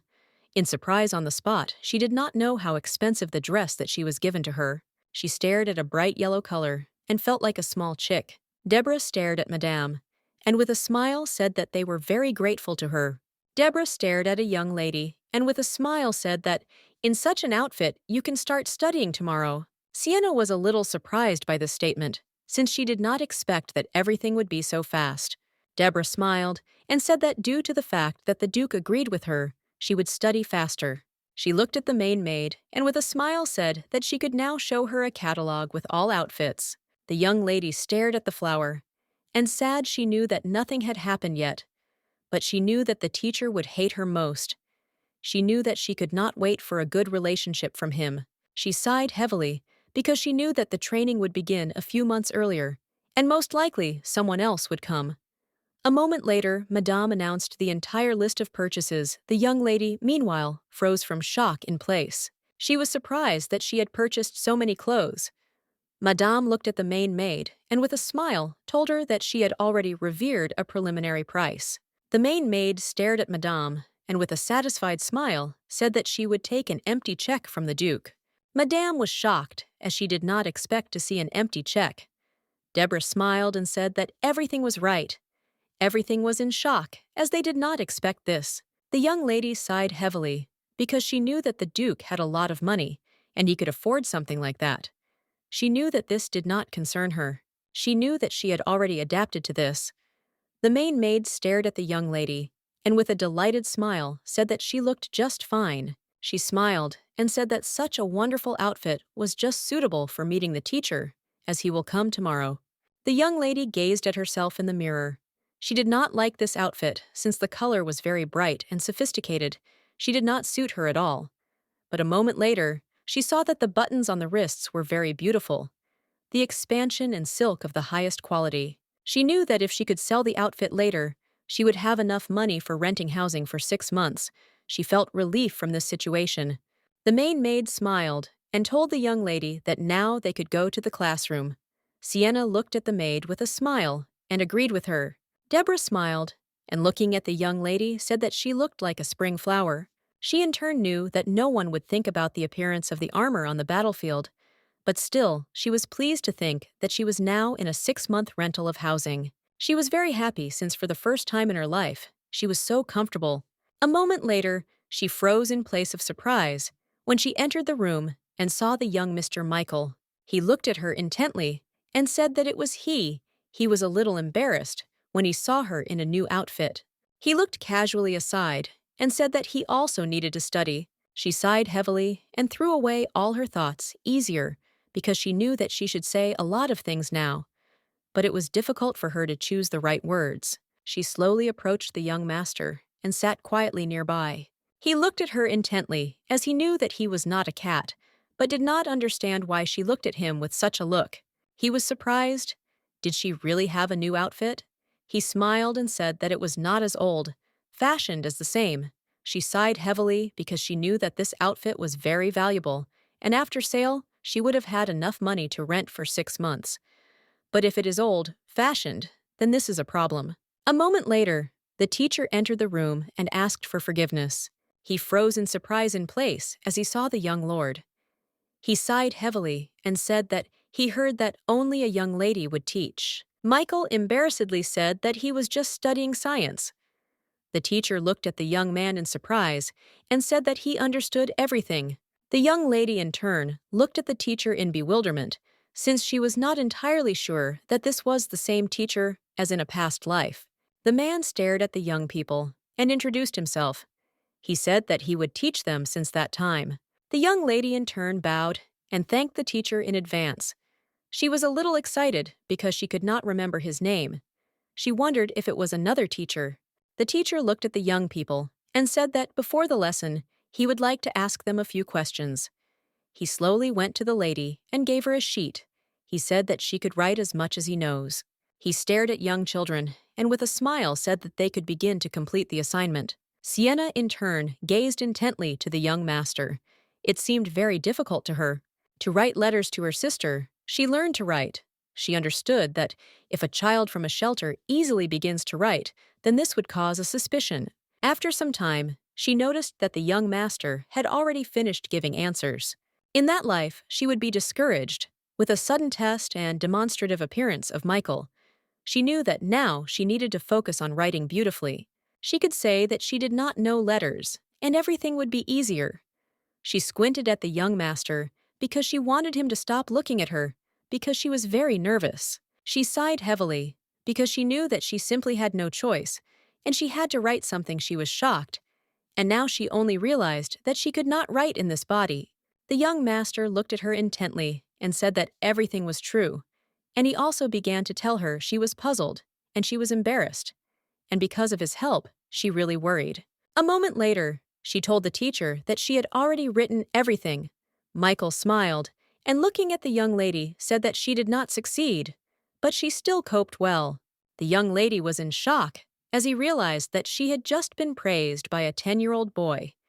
He looked at her intently and said that she coped very well, and now she was a full-fledged member of the family. She sighed heavily because she wanted him to stop this. The teacher looked displeasedly at the result of the young lady. He said that, fortunately, she even knows how to write, but he was a little puzzled because he did not understand what she wrote. He looked at her casually and, throwing her sheet, said that she needed to practice, write more accurately. The young lady froze from shock in place. As she saw his neglect of her, a moment later, a man burst into their room and called a young man Duke. He looked intently at Michael, and with a smile said that it looked like he was lessons. Michael looked at the young man in surprise and asked what he was doing here. He said that Michael did not come to the lesson, and for this reason, he went to look for him. The young lady looked at the young master in bewilderment since he did not come to his lesson. He looked at her in surprise and asked why she looked at him with a similar look. A moment later, he shouted embarrassedly that she should not deceive. He asked did she really think that he was worried about her? The young man looked intently at the Lord and said that the lesson was already over and they could return to the classroom. He looked intently at Michael and said that he was just afraid that after a couple of lessons, he will be forgotten to write. Michael sighed heavily and said that he understood everything. He looked at the teachers and shouted to carefully teach in a young lady. The teacher tensed because he did not expect to hear this. Michael shouted that the teacher should not teach her Noah Lady Yarund while he was not there. The young man was surprised. He shouted that Michael did not obey him.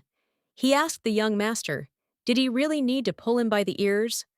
Michael looked in surprise at the young man and asked what the young lady would think about him if he was talking to him like that way. The young man smiled and asked for forgiveness for what happened. Sienna sighed heavily. She was glad that they left and the storm passed her. The teacher looked with rage and contempt at the young lady and said that she was just an orphan from where she appeared. She froze with shock and surprise. He looked at the young lady with rage and said that she dares to bother the young duke. She tensed as she remembered his gaze. Now she realized that this was her last teacher. He shouted to her that she did not even understand where she was. He shouted that she was just an unscrupulous girl who could not even do anything. In a past life, he shouted and insulted her. He said that such as she could easily disappear. She sighed heavily, so she realized that at least someone had not changed. She knew that it was better to see her clear hostility than the kindness of people who will go crazy. She knew that this tenderness like suffocating silk. The teacher looked at her with contempt, and with a grin said that they would now decide her confidence. He told her that it was better to think sensibly. He said with a grin that the young Mr. Son of the Duke, who wears the blood of the great empire. He looked at her with contempt and said that he did not know what the mixture flows in her veins. Mocking, he said that she was just an orphan. He tore her sheet with answers and looked at her intently, asked if she understood him. He sighed with a grin and said that it seems that she could not understand anything because she did not understand educated tramp. He said that the Duke is the main person in the empire. The young lady, in turn, was not even surprised by the same words. She was furious, wondered if she should really listen to the same angry tirades. The teacher looked at her with contempt and said that the Duke of a man who saved such an orphan like her. She looked at him intently because she knew that he was also an orphan. She knew that he even joined the army, but was soon fired. She knew that it was not necessary to envy that he had to teach an orphan. Passing by her, he said that she should keep in mind that she does not deserve condescension at all. She looked at him intently and said that she was very interested in that when he talks about orphans every time he recalls his childhood. The man was furious. He looked at her and asked what she was talking about. She looked at him with a smile and said that the drowning people were pulling others. She smiled and said that she was thinking he was doing the same. The man shouted with rage that she was just an arrogant girl. He grabbed her hand and shouted that she knew nothing. She froze from shock as she realized that she had run into trouble. He raised his hand as he wanted to hit her. She knew that if he was not fired after the blow inflicted on her, she would suffer. She was already preparing for the blow. But suddenly, they heard the man's voice. He looked at the teacher with rage and shouted to stop. The teacher turned around in surprise and saw the Duke in front of him. The main maid excitedly looked at the young lady and shouted that she would go faster to her.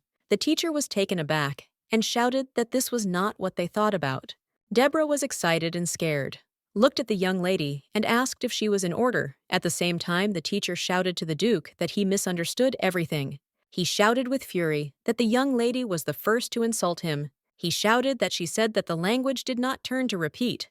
The young lady, in turn, looked at the teacher with grayness as he first began to insult her. Sienna knew that he used very cruel words to the 11-year-old child. The young lady looked at the Duke with horror in her eyes. As she saw a cold look, she did not know what he was thinking about. Now she wondered if he really understood everything again. She knew that even if nothing significant happened, she did not like it when she was faded due to misunderstanding. She slowly went to the Duke and quietly took his sleeve. He froze in surprise. She looked at him intently. He froze in surprise as he saw a child in front of him who avoided him all the time. But now he understood that she was very scared. The teacher, trembling with fear, told the Duke that he was not at all guilty. The Duke, in turn, called his assistant to deal with the teacher. He smiled and said that he would correct everything. Now the Duke told his subordinate to examine the teacher, namely breathing and liver. And if something is unusual, then they are unusual. Then they are unusual. Then they are unusual. Then they are unusual. Then they are unusual. Then they are unusual. Then they are unusual. They must try to properly. The teacher was in shock. He shouted that the young lady was just an orphan and he had to do it. The young man looked at the teacher with fury and contempt and said that the legal status of the guards is still in question. Some considered them servants, while others were their children. Devon looked at the teacher with rage and asked how things are here.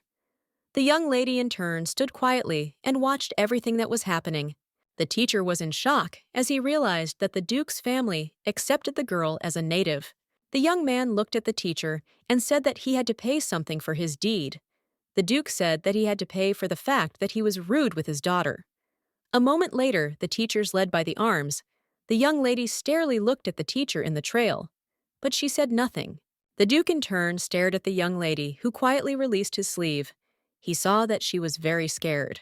He perfectly understood that in order to get used to this situation, it took time. He could not blame the child in his impatience. He thought that most likely she was very surprised when she was surrounded by care. The main maid looked at the Duke and said that he would not worry. Leaving, he stared at the young lady and said that she had to rest a little. The young lady froze in surprise on the spot, since she knew that this situation was the most unrealistic of everything that happened to her in the Duke's estate. She sighed heavily and forbade herself to think about it. Sienna perfectly understood that she would not get out of here if she attaches so much importance to the little things. She did not understand why he stood up for her. She did not understand why he was so kind with her.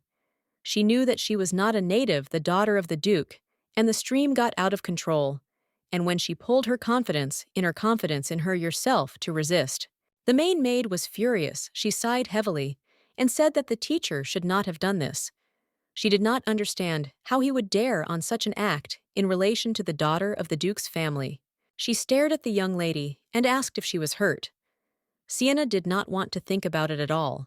She sighed heavily because she knew that she needed to figure out something with anything. She stared at the main maid and said that she would like to ask about the ritual with a grenade. She asked the main maid she could not tell about him in more detail. The main maid looked at the young lady in surprise, because she did not expect that she would ask about something like that. She was excited, looked at the lady and said that she would not tell her that it was because of this incident. She remembered the words of the Duke, who told the teacher that he had to pay for the fact that he was rude with his daughter. Deborah sighed heavily and said that the young lord had already explained that grenade was depicted on the coat of arms, and his incision means blessing and recognition. She thought for a moment, since she was familiar with this information, and she would like to find out more about everything. It seemed to her that there was something that was not on the surface. She stared at the young lady and said that this is actually an old family custom, and she only knows this since she is stranger. She was not dedicated to the details at all. She stared at the young lady and said that she was really interested. She could ask the young lord about everything. Sienna hesitated for a moment. She did not know what to answer, since she did not want to communicate with him at all. A moment later, the young Lord Michael unexpectedly burst into their room. The main maid was scared at the young lord. She was in shock and asked if he had forgotten about the manners. With the speed of lightning, he stepped into the room. A moment later, he froze as if they were dug in the spot. As he realized that he had made a huge mistake, he asked for forgiveness and quickly went out the door. A moment later, he knocked on the door. Sienna, puzzled, looked at the door as it seemed to her that he was just a cat who was nasty, nervously knocking on the door. A moment later, he entered the room and, asking for forgiveness, said that he had already tapped, so they should forgive him.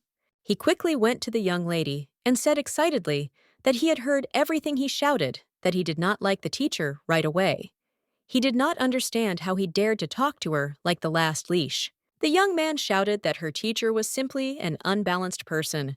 He perfectly understood that if he were nearby, this would not have happened. The main maid stared at the young master with tears in his eyes because she knew that he was very kind. Young lady, in turn, sighed heavily because she saw that he speaks very beautifully. Sighing heavily, she did not raise her gaze to him. She said that everything was fine with her. He was in surprise and puzzle, but looked at the young lady and asked in what sense it was. A moment later, he was taken aback and asked for forgiveness. Michael sighed heavily. He knew that he should be a kind and good brother. He stared at the young lady and, hesitating, said that his father told him that he needed to obey. She looked at him in surprise and asked what he was talking about. He stared at the young lady and asked him to tell him such a situation. He smiled, looking at the lady, and said that she would study with him now. Sienna froze from shock in place. She did not expect to hear anything like that. He smiled and said that, of course, it was difficult to keep up with him, but they can't do anything. He looked at her intently and asked what would happen if the same person comes as the former teacher. She was in shock and simply could not believe that she would have to study every day with the one with whom she did not even want to face. He looked at her intently and said that she would not look at him with such a look. Michael asked with a smile that she really did not want to bother him. Michael said with a smile that everything was fine and the issue was already resolved. She sighed heavily and agreed with him. Sienna was much bewildered, as she did not understand what he was thinking about. He looked at her intently and said that if something happens, she would be calm. She hesitated, not knowing that he was to answer this question. He smiled and said that the reaction was correct, and he could do this several times. Michael sighed heavily and sat next to the young lady. He said that his father would be more carefully looking for someone for her. So far, it is better to study with him. She stared at the young lord and said that she could just wait for a new teacher. Michael was in shock. He shouted that this simply could not be done. He said that many still belittled her and call her an orphan. He looked at her intently and asked if she wanted to show them as soon as possible that she was all right. The young lady froze in place. She did not know what to answer. She sighed heavily and said that she did not want to do this at all. She had no habit of building locks of sand where she would someday be washed away by waves. She knew that if she stumbled, then not only the castle, but her body would carry away waves. She looked intently at the young lord, since she was no matter what they all think, he was in shock, because she did not expect to hear this from her. A moment later, he apologized for being angry with her. The young lady calmly and casually said that everything was in order, and he might not apologize. He was furious, and asked her whether she knew another word besides the whole order. He sighed heavily and said that she would forget about everything. A moment later, he told her that they should begin to study. Some time later, they sat quietly in Michael's room for studying. The man looked intently at the young lady and said with a smile that his name was Seth. He was the main teacher of Michael. He stared at the young lady and said that he was responsible for the formation of the young duke, and now, out of some time, he will also be responsible for her education. He stared at the young lady and thanked her with a smile. In advance, she remembered that it was he who came earlier and took Michael. She stared at the teacher as she realized that she would only interfere with the classes of the young lord. She saw that he was very good. The teacher looked intently at the young lady and said that if she already knows how to write, he would teach her magic. She was surprised and did not expect to hear this. She looked at the teachers and the platoon. She said that she could read, but not very. He writes well. She sighed heavily and said that she needed a teacher who would teach her to write. Seth, in shock, he did not expect to hear something. He sighed heavily and said that she did not need to pay attention to what the former teacher told her. He said that other teachers would come to get a general education, and for this reason, she herself will learn to write during classes. He stared at the young lady and with a soft smile said that she should not spend her precious time on this at all. She froze in surprise because she did not expect to hear this. Michael quietly told his sister that she would not be deceived by the teacher's kind voice. He looked at her intently and said that their teacher was very strict. She sighed heavily and thoughtfully, said that she understood everything. She stared at the teacher and thanked him. They froze from shock in place. She would be very glad if he taught her sincerely. She knew that if she wanted to enter the military academy, then this knowledge would be very useful for her in the future. The teacher was very happy. He perfectly understood that he had finally got a diligent student. Michael looked at the teacher in surprise and asked, did it really not happen before? The teacher smiled and said that today he would talk about the main areas of training. He said that he was the magic of a supernatural phenomenon created by those who possess magic and can use it. He smiled and said that in their world magical energy is dispersed, and the flow of energy is called dark magic. Sometimes dark energy gets stuck in flows and forms a stench of death, and after which a monster appears. He sighed heavily and said that monsters instinctively use magic, and such witchcraft is called dead magic. Michael looked intently at the book that was right in front of him. He looked intently at the young lady and said with a smile that in other words, people had magic and the monsters are dead magic. He smiled and said that if she was incomprehensible, then she could ask. He was in shock as he saw that she wrote diligently. The young lady tried despite the Osva poor handwriting. The teacher looked at her intently because she saw that she was a very diligent student. The young lady knew that she should not tear off the lesson relying on her emotions. A moment later, the teacher entered the carriage and began to tell in detail about everything. Michael looked at the teacher in surprise and asked him whether he was saying too loudly. He was very vulnerable to the stench of death. The main thing in sorcery stability, in other words, witchcraft can drive a person crazy and prevent him from becoming a sorcerer. The teacher looked intently at the young people and said that this is what they both encounter. They froze in surprise in place. Michael thought for a moment and said that it was very terrible. The young lady, in turn, did not answer anything, but only diligently recorded all the information in the notebook. The teacher said that, of course, there is a company of sorcerers pursuing this stability, so they do not need to worry about this among magicians, treatment, and purification, highly specialized conductors. Those people who help other sorcerers use magic. He smiled and looked intently at his students.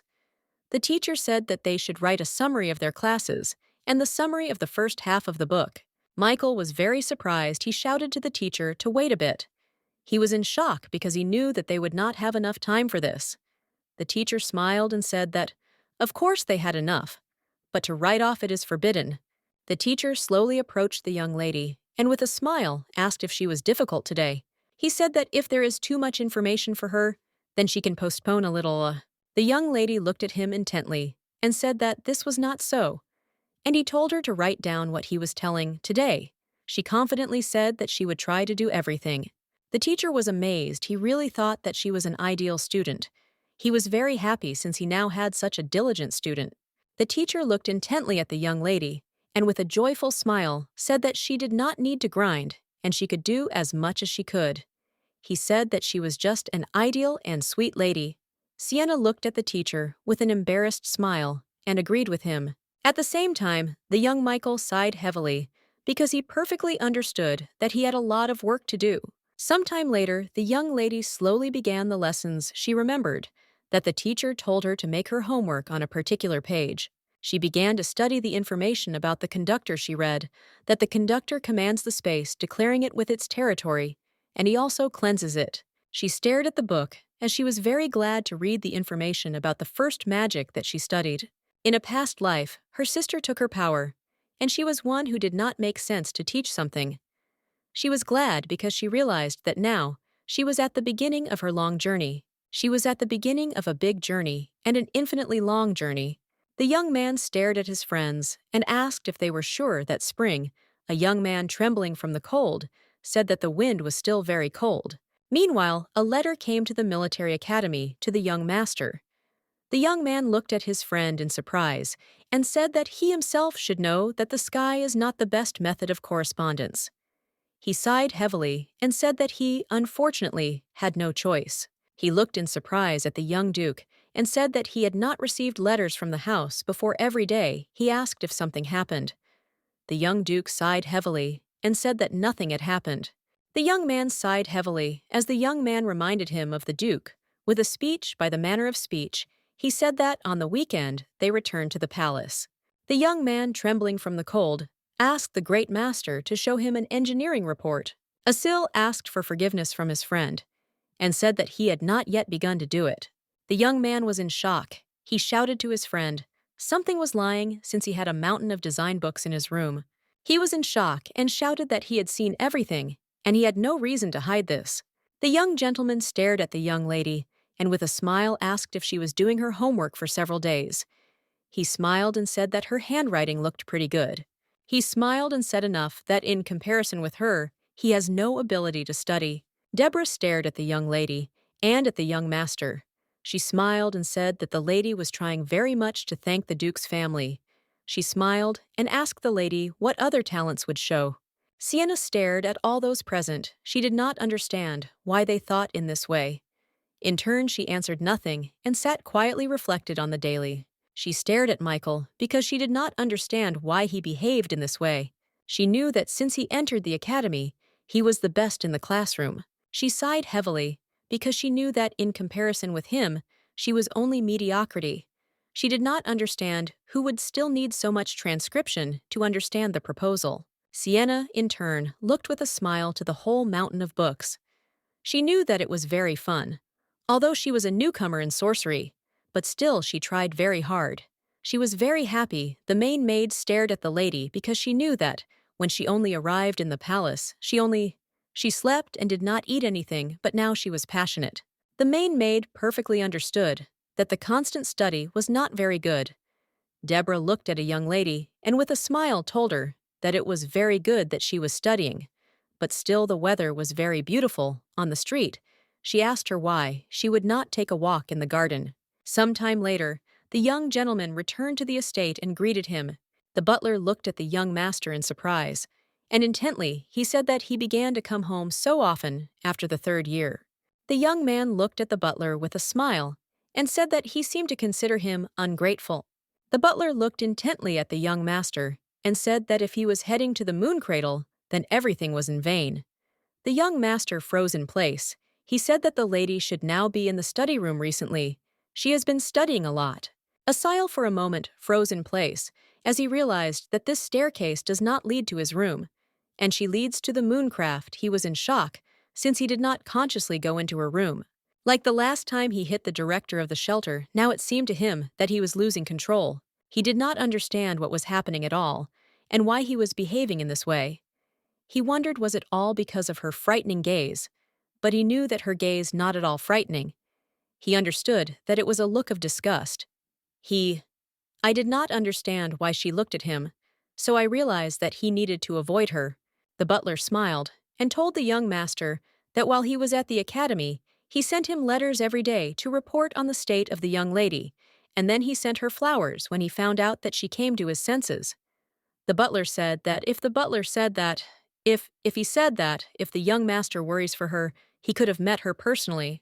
The young gentleman thought for a moment, because he knew that he could just ask him. The butler smiled and said that he heard that the lady had divided the flowers between everyone. He said that this is very unusual from the side of the young lady, and he needs to meet her as soon as possible. The butler perfectly understood that the master should be rational enough to control himself, said that he was the eldest son of heaven. But when it came to a young lady, he ceases to be like himself. He did not even imagine what other changes awaited the ducal family. The main maid stood near the window and quietly cleaned, but a moment later, she noticed something amazing. Deborah looked at the man intently, as she noticed that he was on him different, which did not at all resemble the clothes of ducal servants. She knew that this was not a postman, but if it was a servant, then it is important. A moment later, she saw that the young master had arrived at the estate. She is surprised, but with a smile asked what he was doing here. A moment later, she realized that he was looking for a young lady. The main maid stared at the young master, and with a smile said that the lady went for a walk. He looked around as he saw that the room for study was removed, and everything was laid out in its place. He was glad that she was treated as a child of a ducal family. He smiled and said that it used to be his study room, and the main maid said that it was so. And this is the nearest room to the moon cradle in which the young lady settled. She smiled and said that his table and chairs did not change. He realized that she was using his things. The young gentleman was a little puzzled, because he understood that he was trying to feel her presence, even through such things. A moment later, he froze and looked into the distance, as it seemed to him that something was wrong. He froze from shock and surprise on the spot, as he saw a flower that he sent to the young lady. The flower was not in the best form, and was lying casually on the ground. He knew that just a flower or a bouquet of flowers is a trifle, which if necessary can be sent even to the enemy. He knew that the recipient is a little girl who had lived in a shelter not so long ago. Now he realized that she had given everyone a gift from the great Lord. He wondered if she really did not know the importance of the gift. He sighed heavily and realized that she did not attach any importance to the gift he always gave it, just like that, and quickly forgot. But he did not understand why he felt that his heart was broken. Deborah was in shock. She understood how the flower was on the floor. Deborah was taken aback and said that it seems that she had dropped the flower when she cleaned. She stared at the master and said that she was to blame. He sighed heavily and said that he was not angry at her. She was in shock and wondered if he was not angry. Leaving, he told the maid that she would not tell the young lady that he was here. Turning around, he stared at the flower that was lying on the ground, and suddenly memories surged. He remembered the medallion which was lying on the ground under the table. He froze for a moment because he did not understand what kind of strange feeling he enveloped him. Now he was puzzled, since this feeling was very familiar to him. A moment later, the servant flew into the room and called the young master. He looked at him intently and said that he had received a letter from the Count about Kazaros. The young lady slowly entered the house and noticed that the whole servant ran excitedly. She was surprised and did not understand what happened. She did not understand what such a vanity was for. A moment later, the young Lord Michael said that a letter came from the Count. She looked at him in surprise because she did not understand what he was talking about. He looked at her intently and asked if she remembered about the 13th Kazaros, which she saw in the exhibition hall. Of course, she remembered him. The chosen ones used them in the fight against demons. She knew that it was her way out. If she wanted to commit suicide, he looked intently at the young lady and said that, as he said before, the artifact was named after the honor of an experienced sorcerer. Any max can compete for the right to own Kazaros. He stared at the young lady and said that the Count's daughter said that he wanted to try to get him because she knew that he had never had the owner before. The young lady in turn froze from shock and surprise in place. She wondered, did she really hear everything correctly? She knew that in a past life, only her named sister did it and no one else. She thought about the Count for a moment. She knew that he, as before, pursues only practical benefits, maintaining neutrality. Knowing him, she wondered if he would do something unusual. She knew that this was unknown. She knew very well that if there was something that could change the past and present, then it was her, since she acted differently every time. The close circle of the Duke's family takes care of an orphan and even gives her a grenade heraldry. They perfectly understood that their daughter was no worse, and she could take the place of orphans. She perfectly understood what the Countess thought about when she sent her daughter to the Duke's estate in the past. A guild and her wife did not get along with Lorraine. They tried to defend themselves from her. The young man stared at the window and asked if his father's bad reputation disappeared. He knew that this simply could not be. Since last year, Kazaros belonged to Elis Getter. The story of the battle with the head of demonic creatures quickly scattered. The butler looked intently at the young master and said that, however, the post of heir to the Erzherzog is too attractive to hide behind a bad reputation and who is not the best groom to her husband. Asil said that it was not written anywhere that the descendant should marry a child from this family. The butler sighed heavily and said that everyone believes that this position guarantees marriage. He sighed heavily and said that it seemed it was his fault. The butler looked intently at the young master and said that he was very smart. He asked him what he would do. Asil sighed heavily and said that firstly, they need to report this to his father. He knew that this was in the interests of all mankind. He knew that if there was no reason to refuse, then his father would not have any other way out, except to accept them. He had in mind those who want to try to take possession of the artifact. He sighed heavily because he understood that this time they had only one child. The young lady slowly reached for the book. She trembled because she could not reach, but she knew that she was a little more, and she would get a book. A moment later, she sighed heavily.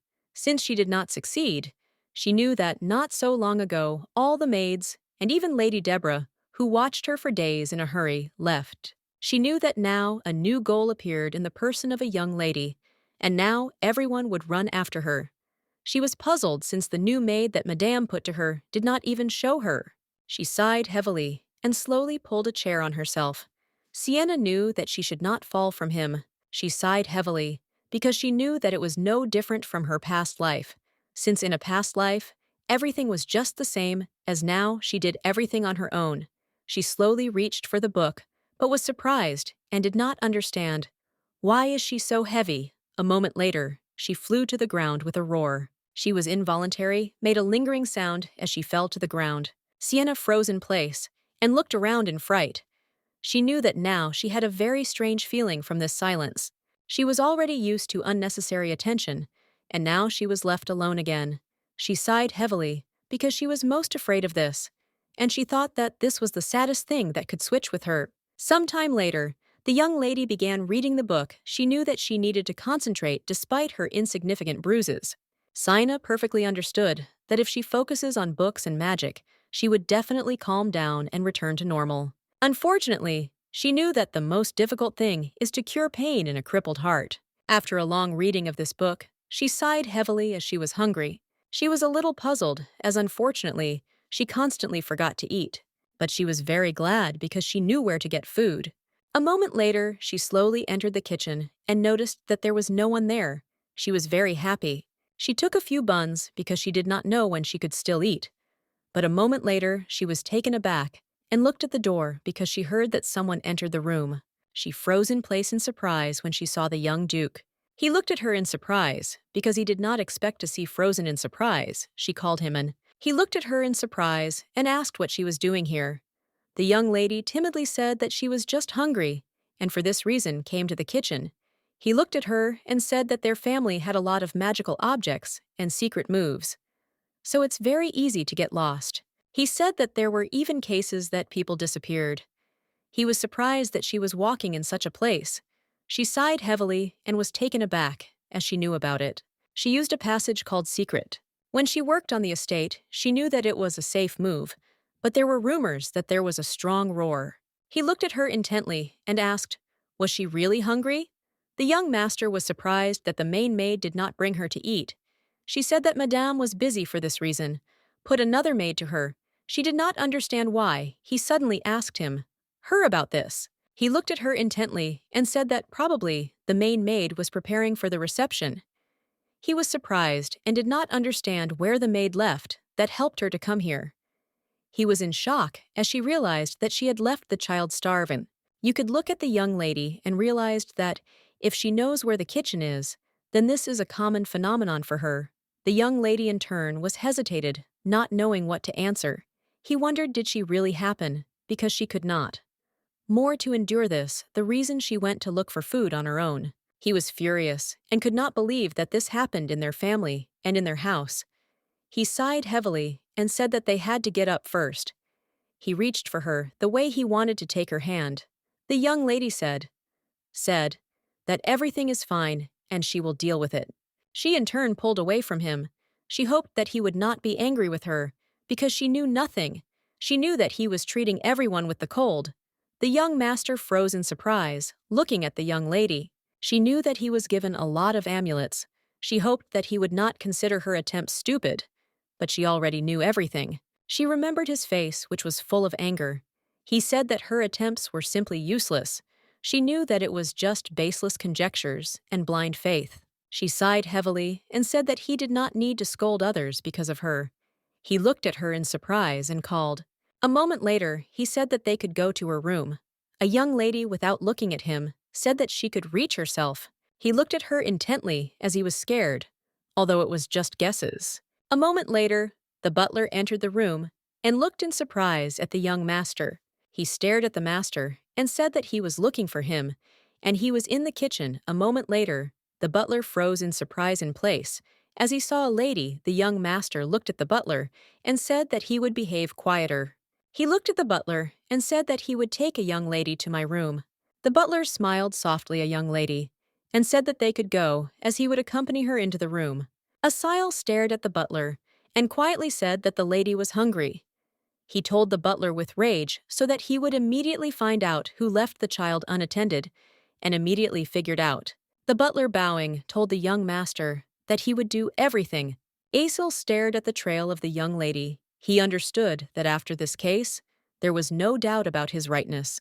He saw her gaze. He perfectly understood that her gaze is the same as before, not only because of the history of the director of the shelter. He sighed heavily because he understood that he could only guess why she treated him so much. Some time later, they went to the estate in order to meet the guests. The young lady slowly left the carriage and greeted young gentleman with a smile. She smiled and said that her name was Isabelle. She stared at the young master, and with a smile said that despite the sudden arrival, they still accepted her, and she greatly appreciates it.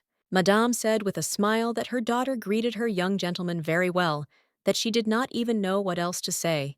Isabelle stared at the guests and greeted them with a smile, but in turn, he was a little angry, because she did not have time to come, as she had already lifted her daughter. He looked at them intently, as he was glad that their goals were clear. A moment later, they did not hastily enter the estate. The young lady smiled and said that dinner with the Duke's family was just a dream. Michael sighed heavily and said that everything was right. The young lady looked at him intently and with a soft smile said that now she was even more worried about the test. Michael casually answered the young lady. The young duke sighed heavily because he knew that his brother was simply unbearable. But in turn, he perfectly understood that his brother was not at all easy. He looked intently at his brother and asked if the girl came to take his sister's place. He said that he did not like it at all. Isabelle stared at his brother and said that he would forgive him as the future and duke. But still, he asked his brother to be a little reasonable when they greet the count's family. Michael looked at his brother in surprise and asked if he was sure that he was sure that he was sure that he was sure this must be done. Some time later, they slowly entered the room. The young master froze in place in surprise as he saw a young lady. In turn, Sienna stood quietly in all its glory and stood closely at the guests. Michael quickly ran to his sister and with a smile asked why she was so early. He smiled and said that she could be a little late. Sienna looked at him because she did not understand why he suddenly became friendly to her. For some time he circled near her with a joyful smile. The young duke gazed at his brother intently and in surprise as he saw that he was not just showing affection. He was puzzled because he saw that the young lady and his brother were very close. He froze for a moment and wondered if she was really overwhelmed with Michael. He did not understand why she was in this way. The countess with a grin looked at the young lady. The young gentleman sighed heavily and said that, unfortunately, they had a later acquaintance. A moment later, he presented them to Lady Nacht Sienna. The countess stared at the young lady as she realized that this is exactly the orphan that the duke's family appreciates so much. The young lady, in turn, stood quietly and proudly, looking at all those present.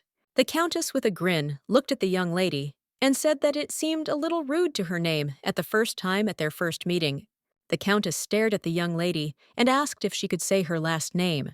Sienna sighed heavily as she perfectly understood that the countess knew that she was an orphan a moment later. In a calm manner, she said that she had no surnames because she was an orphan. The countess, with a fierce mockery, looked at the young lady and said that she was very sorry.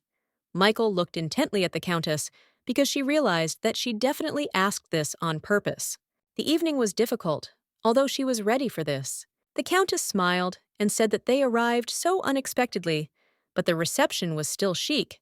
She thanked the young duke for a warm appointment with a smile. Isabelle sighed and said that this is natural for the owner of an artifact. She looked at him intently and said with a smile that this is not surprising because this is a big responsibility. He stared at the countess and said that his father had already decided everything. She smiled and said that she did not expect another from the duke.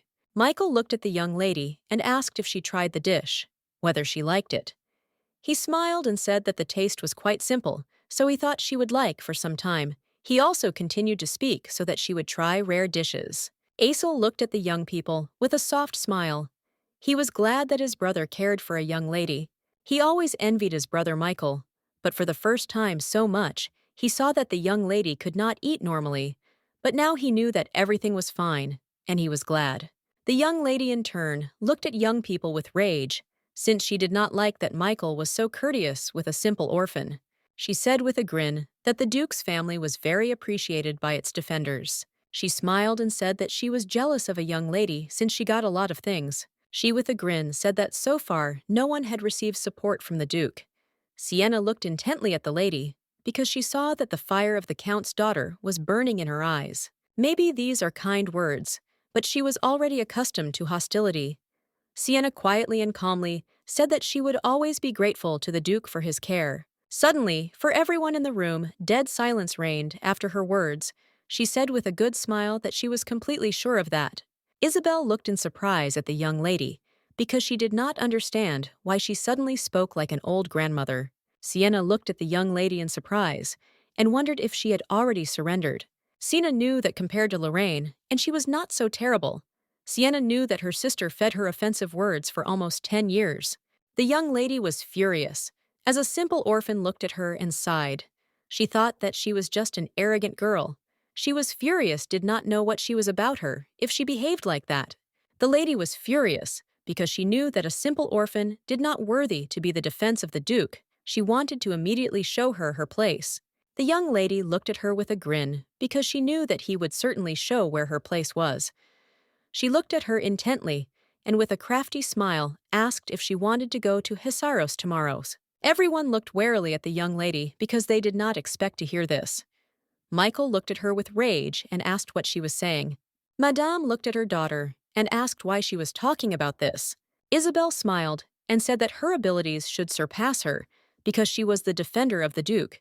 Isabelle did not understand why it was ignored and let her go there alone. She stared at the young lady as she perfectly understood that he still would not choose either her or Sienna. But she perfectly understood that then everyone would see the difference between them, said that in this way the young lady would feel the taste of shame. The young lady in turn thought for a moment since this situation became even more interesting. She wondered that this was her chance. Sienna was very tired and wondered if this opportunity would really help her end faster with everything. Kazaros, an artifact called Kazaros, has been locked up for 1,000 years. One of 13 treasures that remained after global extinction. In ancient times, it was called indomitable because it never chose the owner. Michael looked intently at the Dune lady and asked if she knew what they call Heisas. Sienna said she knew about it. She was a little excited because she knew that people in the Empire really liked such nicknames. Michael was excited. He said that she read everything carefully. The teacher smiled, and looking at the young man, said that if he continued in the spirit then climb onto the table. A moment later, he closed the book with a roar, and said that there was nothing more to watch in it. She sighed heavily, and said that he knew about it a moment later. He said that she was giving her a book so that she could read it herself. Sienna knew that in a past life, her named sister contacted Kazaros absorbed her magical power. She knew that if the young lady was still alive, then the probability of her death was very high. She knew that, although this was a little luck, but she still needed to prove that she worthy of staying in the house on the platoon. He looked intently at the lady and asked that, if she did not succeed, but Isabelle would succeed, he would succeed. He said that, then it turns out that she is the best defender than Sienna. He looked at her intently and asked that if she was sent back to the shelter and Isabelle would take her place. She looked intently at the young lord and quietly said that in this case she would have to leave. He froze from shock in place, as he did not expect to hear this at all. She thought about it with a smile, and she wondered how her teacher was doing there. At the same time, Michael VIII restrained his anger. With the speed of lightning, he rushed to her, and with rage asked why she talked so easily about it. The young lady in turn froze in surprise. On the spot she could not utter a word. Michael looked at her and excitedly asked her, did she really think that his family would just let her go? He shouted that she was now a member of their family, and it was decided. She stared at him and quietly said that nothing was terrible. If they refuse her, he looked at her intently and said that it could be so if it was sponsorship, but not in the case of her. He looked at her and said that she had already eaten a grenade and this spell that could not be removed. She froze from shock in place and wondered what he was talking about. The teacher timidly looked at the dunst lady and said that it seemed that the young lord spoke about this. Then in fact, the difference is small. There are times when a force is invested in this custom, which becomes magic. The rite of fucking, in fact, is simple enough to be considered magic. This is not the magic that is happening on purpose, so it is difficult to assess the power of the spell. He stared at the young lady and said that this was not a curse, of course. But even if so, then a little she froze with shock and could not utter a word because she did not expect to hear something. The teacher looked at her intently and with a smile said that this spell would help her live comfortably in the palace, where you can only live with the born fucking. Sienna looked at him in surprise. She did not understand what he was talking about. He said that everything is exactly so, since strong magic makes other magicians feel uncomfortable in the estate. He smiled and said that he had already managed to apply a spell on their guests.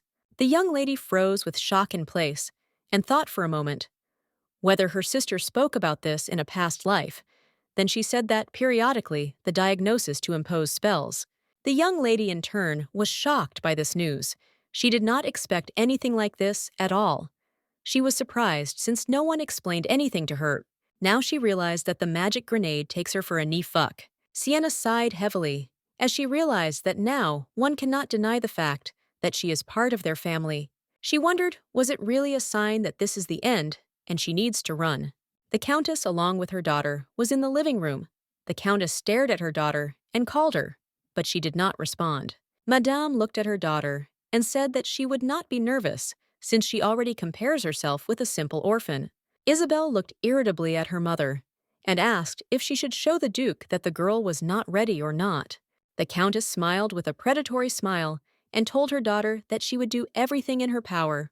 The young lady, in turn, was very worried that a simple orphan could win. Madame looked at her daughter with rage and asked what she was. She said she was furious and could not believe that this was simply possible. She quickly approached her daughter and, reassuring her, said that she did not worry because she was better than a simple orphan. Isabelle, trembling with fear, with tears in her eyes, said that everything was just like that. The Countess, with rage, told her daughter that she still made friends with the main servant, so she did not need to worry about anything at all. She said about her daughter that she would certainly make her the greatest duchess, and she just had to trust her. The young gentleman looked intently at the butler and asked if he finished with preparations. The butler said that they all ended, and the answer came from the magic tower. He said that the sorcerer, which were responsible for conducting the ritual, would soon arrive. The young master sighed heavily, as his head was sick because of all the hype. The butler looked intently at the young master, and with a smile said that he would be very surprised if one of them copes. Isabelle said that Kazaros, peaceful weapons that should save the world.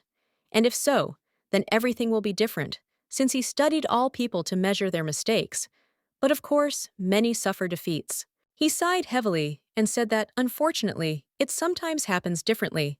The butler looked intently at the young master, as he knew that the young lady was simply underestimated, and he was too worried.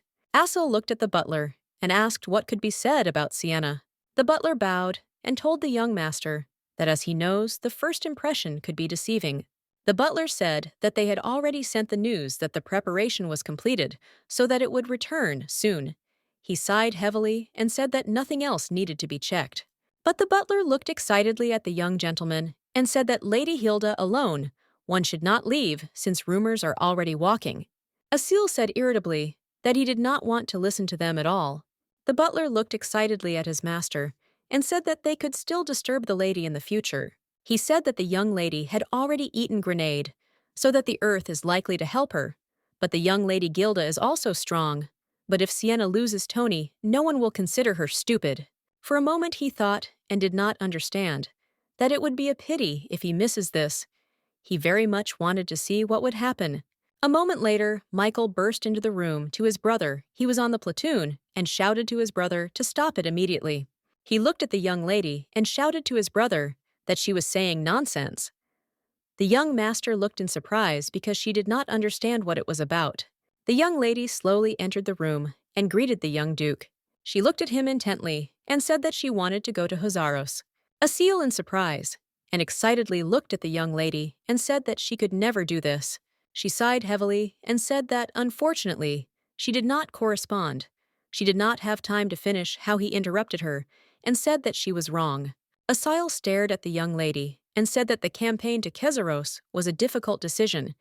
He said that Isabelle could go there because he was preparing to become a sorceress. She stared at the young master and asked if he said that there was no need to check anything in order to go there. Isabelle looked in surprise at the teacher and asked who I said. He sighed heavily and said that it could be dangerous. The young lady looked at him intently and asked what was the probability. The young master froze on the spot. In surprise, he did not know what to do.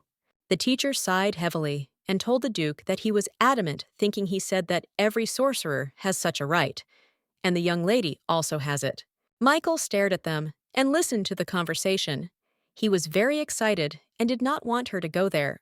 A moment later, he shouted and asked his brother that if she did not succeed and the other girl would succeed. He quickly stepped on his foot and he recoiled from his leg. Michael looked at his brother and shouted irritably that the young lady, she said that if this happens, she will return to the shelter. Isabelle looked in surprise at the young lady. He did not expect to hear anything like that at all.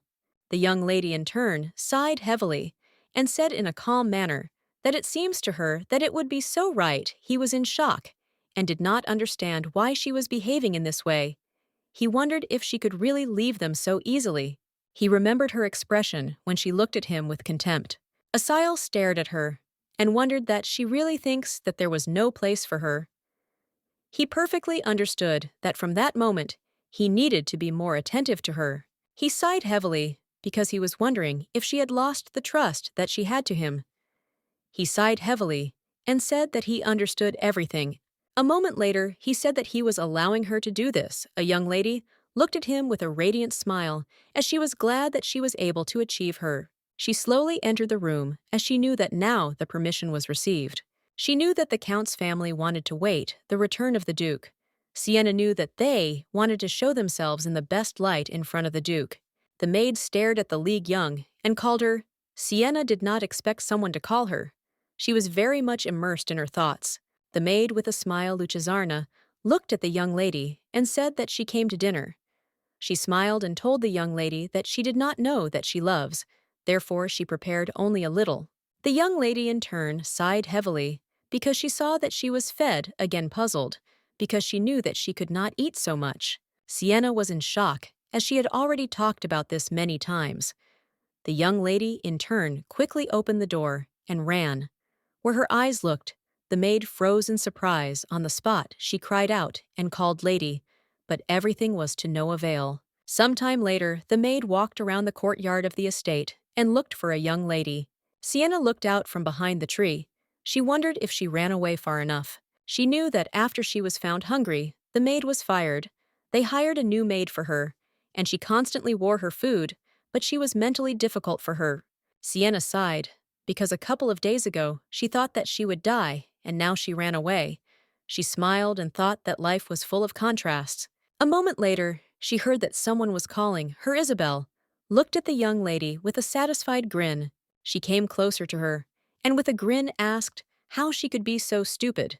Isabelle told the lady that she would not raise her head in her place. Isabelle looked at the young lady with contempt and said that it seems that she could not expect observing the manners from an orphan. In a past life, she did not provoke her so clearly. Sienna stared at the young lady and wondered if she really rehearsed these insults against her. Sienna understood that it was simply unacceptable to even talk about orphans. Sienna looked at the young lady with a grin. Isabelle was furious. She told an orphan that she could laugh as much as she wanted. She came closer to her and with rage said that she listened to her carefully, since the place in the Duke's family is an honorary status for a person with the necessary qualities. Isabelle looked at the young lady with rage and said that this status does not fit for such an arrogant girl.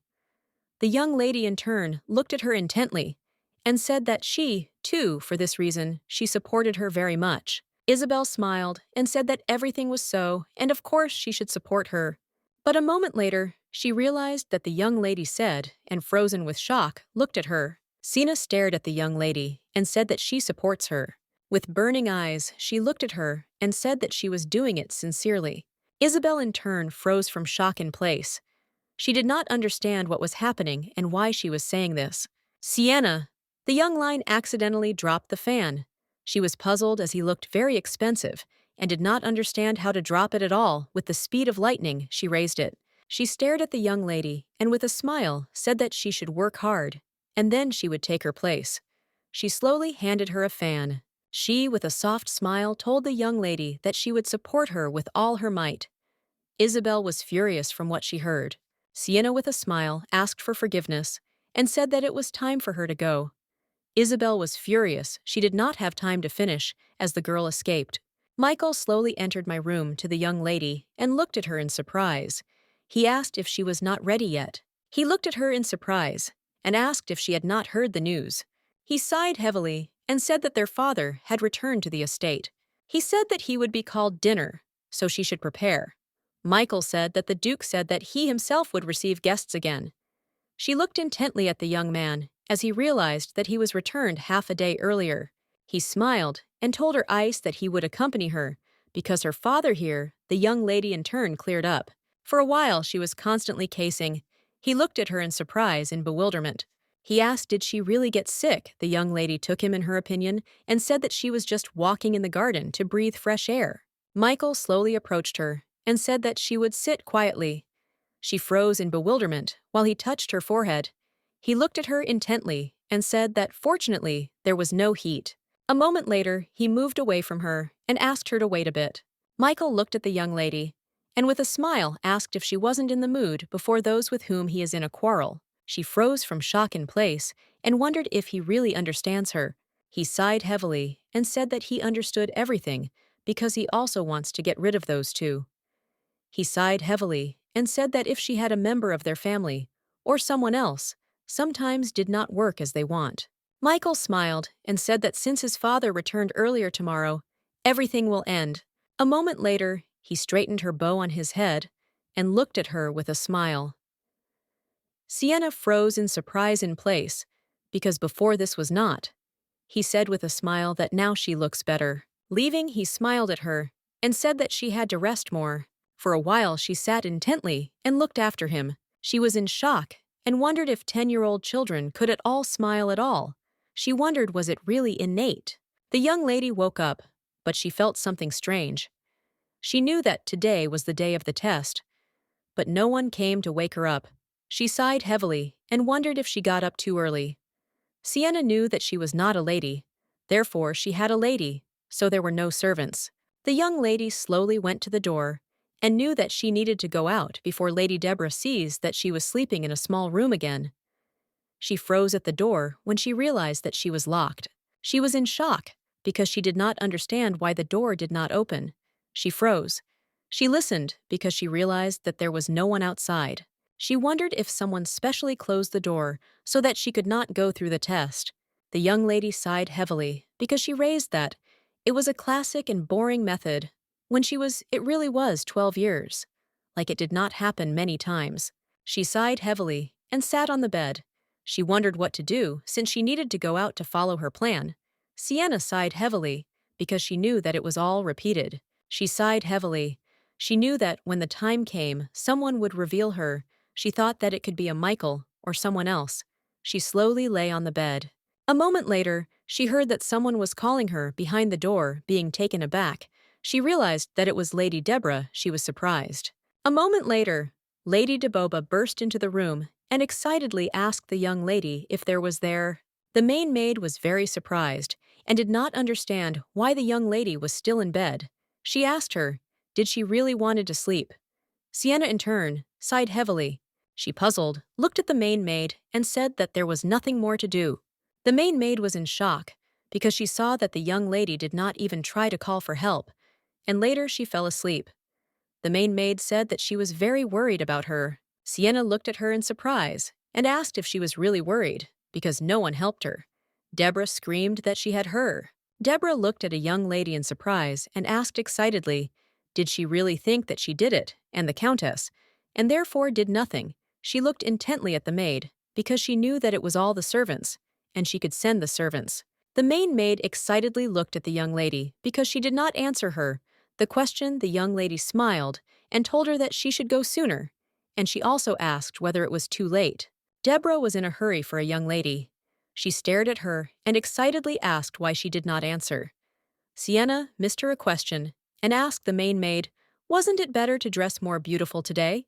Meanwhile, the reception of fucking has already taken place. The Duke sat quietly and expected a young lady. He silently heard all the conversations. Michael was excited. He did not understand how she could be late on such a day. He was in shock and did not understand why she was not going.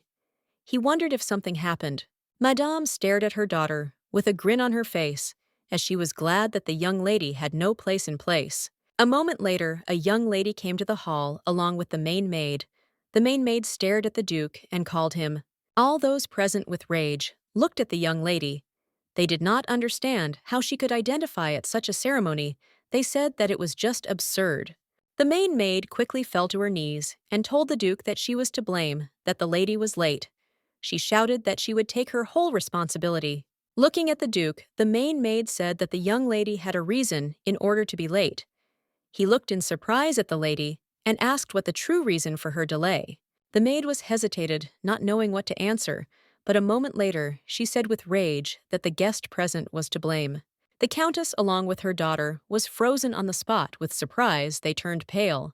The Countess, with the speed of lightning, rose, and looking at the main maid, asked if she was talking about them. Now Madame was furious, and shouted that she did not think that the Duke's family could be so inhospitable. Deborah stared at the Duke and said that due to the annoying incident that happened yesterday, she personally invited the guest lady, and she watched for several days. The servants who were appointed to serve the ladies forced her to starve. The young lady looked at the main maid in surprise. She did not understand what was happening. The Duke looked at the main maid with rage and asked, "Is it really true?" The young gentleman looked at his father and said that everything was true. The Duke looked at his son in surprise.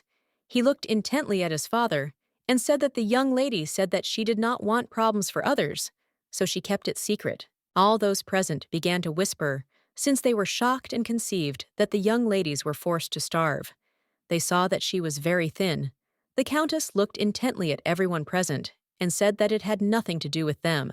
Sienna froze in surprise on the spot as she saw that everyone immediately agreed with her. She thought that she was the main maid, just wonderful. Deborah said that she immediately punished the servants after she found out about what had happened. And today, she found that the young lady who was supposed to take part in the competition was closed in a small room. Everyone was shocked by what they heard. The men stared at the young lady, because now they realized why she was late. The main maid sighed heavily and said that she was to blame for everything. She said that this was one of the maids, but she had no reason to do this with a young lady. Sienna thought for a moment. The main maid sighed heavily and said that, for this reason, she interrogated the maid. The girl said that if the young lady could not come to the competition, then the Countess would win with tears in her eyes. She said that they promised to pay her 100 coins. The Duke looked at all those present with rage and asked what was being discussed. The Countess in turn screamed that it was not true. She was shocked and asked how she could do that. The Duke sighed heavily and said that in this case, his maid entered into a conspiracy with the Countess to lie. He looked at the Countess with rage and said that it was very interesting. The Countess in turn, trembling with fear, said that it was unfair.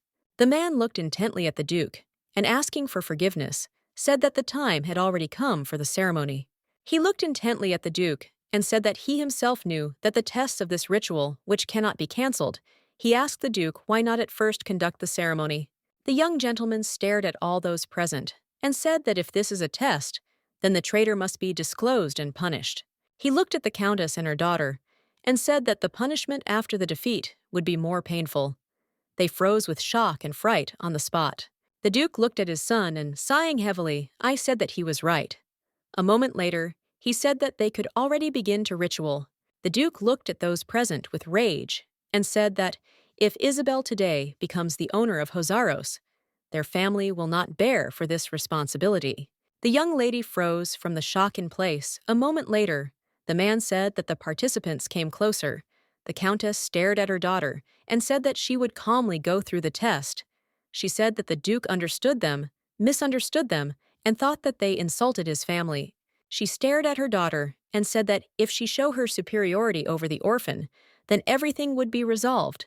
The young lady froze in shock in place. A moment later, the man called Isabelle and said that it was time for her to go. She sighed heavily and knew what she needed to do. How to say her mother. Isabelle knew that she should not be afraid. She knew that she only needed to show all her abilities. She knew that she should forget about everything that concerned the damned orphan and cope with everything. The young lady walked slowly. She was furious and did not understand how he dares to challenge her. The young lady sighed heavily. She had the feeling that today was the day of her death. She sighed heavily because she did not know, she did not want to go through the tests at all. She was shocked and did not know what to do. Isabelle turned around and looked at the young lady as she heard something said. She looked at her in bewilderment, asked what she was talking about. She was shocked and asked, was it really true? The young lady in turn stared at her intently and froze in place. She did not understand what was happening. Goosebumps climbed across her body. The man looked intently at the young lady and said that it was time for them to begin.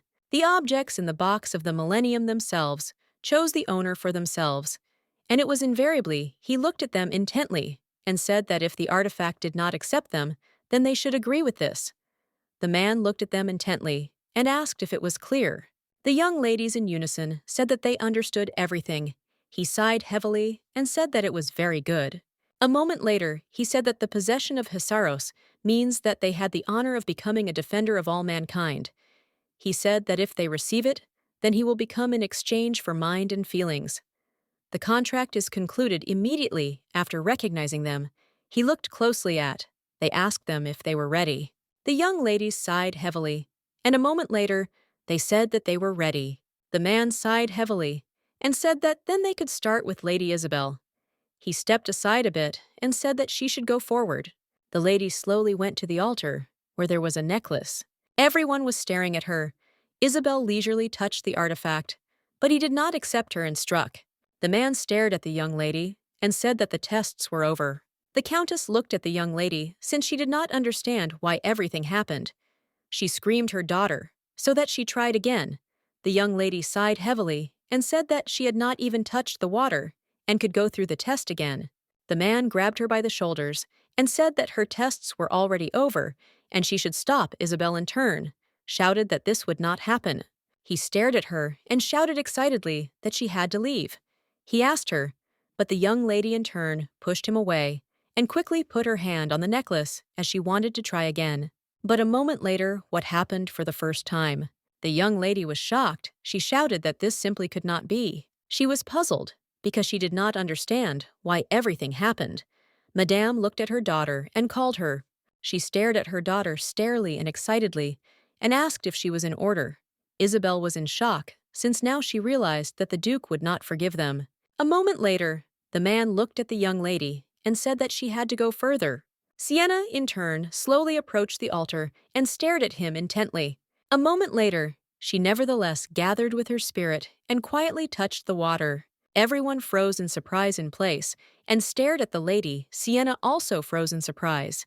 She did not understand what was happening. She was surprised because she knew that it was absolutely different from the last time she realized that nothing was happening was normal. She was in shock and wondered if this was not the day of her death. The main maid stared at the young lady since she was very happy that everything was fine. She squinted at the Duke and the young master. She knew that it was her fate. She knew that she, if everything had happened, would not return to the past. She sighed heavily, which was very boring.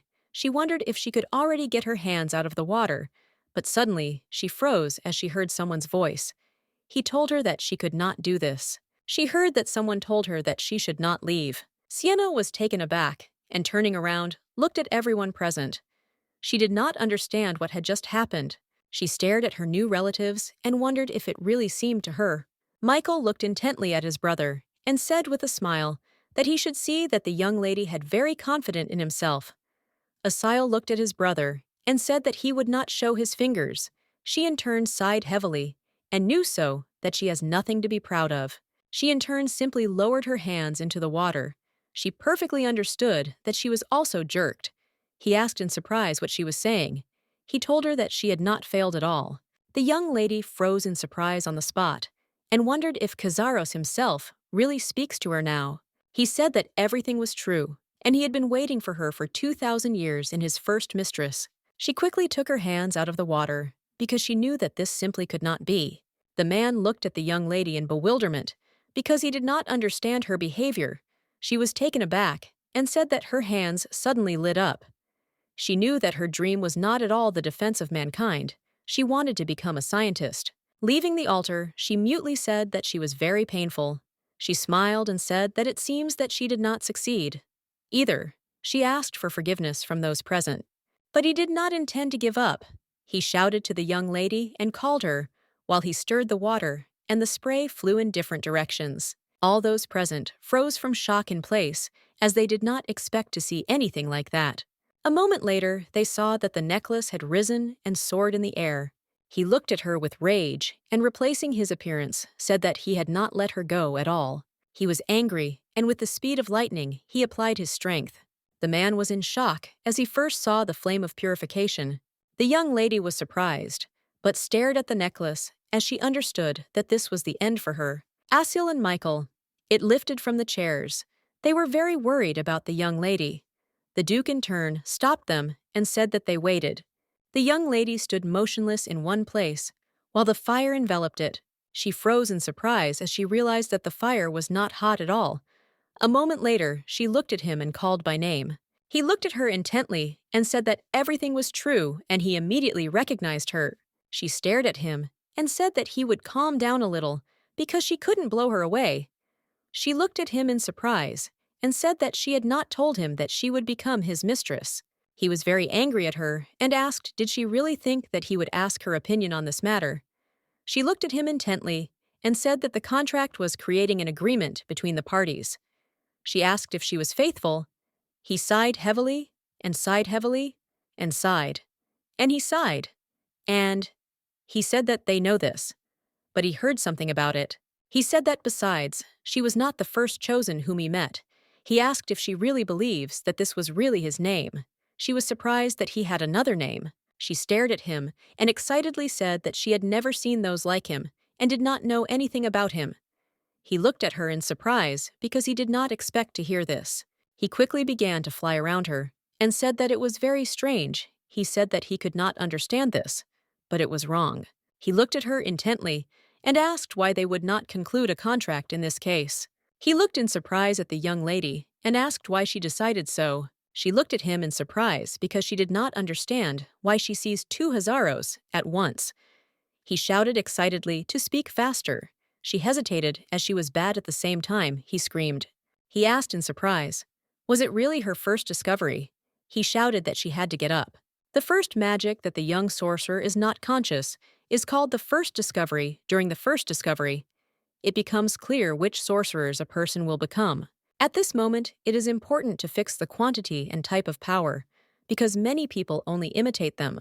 The man smiled and said that they could not say if they saw the magic of the young lady. He said that the first discovery was the fire of Jaros, who cleared the entire region. He said that now she owns them and would be a wonderful mistress. The knights stared at the young lady. They did not understand how to be so sweet. The Duke in turn stared at the lady who was sleeping quietly. Michael looked with rage. She was not them, because she knew that just an hour ago they all criticized her. The young master said that the guides were unique and rare. Michael looked at his brother and asked if they really prevent scams among the sorcerers. Asil sighed heavily and said that everything was just like that, since magic protects the guides. And this is the strongest type of magic. He looked intently at the young lady, because he understood that it was just amazing. He wondered if he ever felt peaceful in the castle. He knew that the conductors could influence nature. Purification also supports life in the ground. He knew that she brought early spring with her. He was puzzled, and knew that that cold spring would never forget. Michael looked intently at the young lady, and asked when she woke up. The Duke said that she fainted when she began to congratulate her. Michael sighed heavily, and quietly lay down next to the young lady. He was furious as inattentive aristocrats spoke so loudly that it was impossible to relax. The man stared at the Duke and said that they were deflecting in the negotiation room. He said that he would prepare the Countess family. The Duke stared at the young lady and said that they all believed. And now she could open her eyes. A moment later, the young lady obediently fulfilled the order. Michael looked at her in surprise and asked if she was not sleeping. Michael looked in surprise at his brother and asked, was the one who knew about this? The young master did not answer him. She sighed heavily and said that there were many people. The Duke looked at her intently and said with a smile that everything was fine and it was worth it. He looked at her intently and asked if she realized that now the heroine of the day. She sighed heavily, but did not answer his question. The Duke looked intently at the young lady and, inhaling heavily, said that she had to rest to begin. The young lady lay quietly in bed and wondered if she realized what had just happened. She sighed heavily, so of course she perfectly understood what she had done. A moment later, she heard a voice. He told her that there was enough from him. He said with rage that such words are the lesser that it is worthy. The young lady opened her eyes in surprise and saw him in front of her. He sighed heavily and asked if she had just understood that he was. He laughed and said that for the first time in many years, he was not pretending to be a necklace. He sighed heavily and said that now he had a mountain fell off his shoulders. Sienna looked at him and said that he was just a thief. He looked at her in surprise because he did not understand what he managed to steal. She said that he forced her to lose consciousness and sign a unilateral treaty. He looked at her in surprise and asked what she was talking about. He said that she knew nothing. He asked if she lowered her hands into the water. He said that this is an ancient rite of forgiveness about the contract. He said that she had already oathed to be clean before the contract. He looked at her intently and said that she asked him to conclude an agreement with her, and for this reason he agreed. The young lady looked at him in surprise and still said that it was theft. He looked at her intently and said that in any case, the contract was concluded, and he could not do anything about it. She looked at him intently and understood that he had not chosen the owner for a long time. She realized that he was very selective. She was puzzled because she saw that he was very stubborn.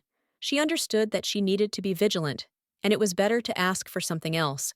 She pulled her finger at him and asked what would happen if she was scratching him. He hesitated, not knowing that he knew that answer. A moment later, with a smile, he said that of course she could do it. He smiled and said that this was a gift for the anniversary. She sighed heavily as she realized that she had never asked him about it. She understood that he was inattentive. He looked at her and said that since she demonstrated her great magic, no one would deal with her anymore. As he wanted, he said that he did not know that this was her first discovery, so he used a lot of strength. She looked at him in surprise, asked for this reason. She fainted for this reason. He looked at her intently and said that all the same, everything went cool and everyone liked her. After asking forgiveness, she said that she did not want to be his mistress. He looked at her in surprise because he did not expect this. A moment later, he said that she was saying a lie. Sienna looked at him intently and said that it was true. If she had a powerful magical force in a past life, all this was taken by her named sister. She knew that she would no longer be supplied to her, but now she wanted to just live a calm life. He looked at her in surprise and asked, was it really true? She stared at her, expressed that everything was true. He asked if she refused. Sienna looked at him in surprise and asked if she could really break the contract. She was very interested in this issue because she hoped that she could still break her relationship with him. He looked intently at her and said that she could not do anything like that. He shouted that she should not even dream of this. He told her that their relationship was connected by an universal agreement. She was in shock because she did not expect to hear something. He looked at her intently and asked, was he really a sting? When he was trembling with the speed of lightning, he sank into her arms. She stared at him and said that he had turned her dreams of ashes. He sighed heavily and said that everything was for her success. He was surprised that she had criticized him. He looked at her intently and asked if she knew that a dirty man was walking next to her. He said that this countess and her daughter. He sighed heavily and said that her personality had changed a lot after she began to use magic. She looked at him in surprise because she did not understand what he was talking about. She sighed heavily as she perfectly understood that they were not expected from another. At the same time, the countess cried in the audience hall and said that she was really not to blame. She was in shock and did not understand why everything ended for them. She was accused of insulting a young lady trying to poison her, and even the fact that she was locked in the room, the countess was in shock.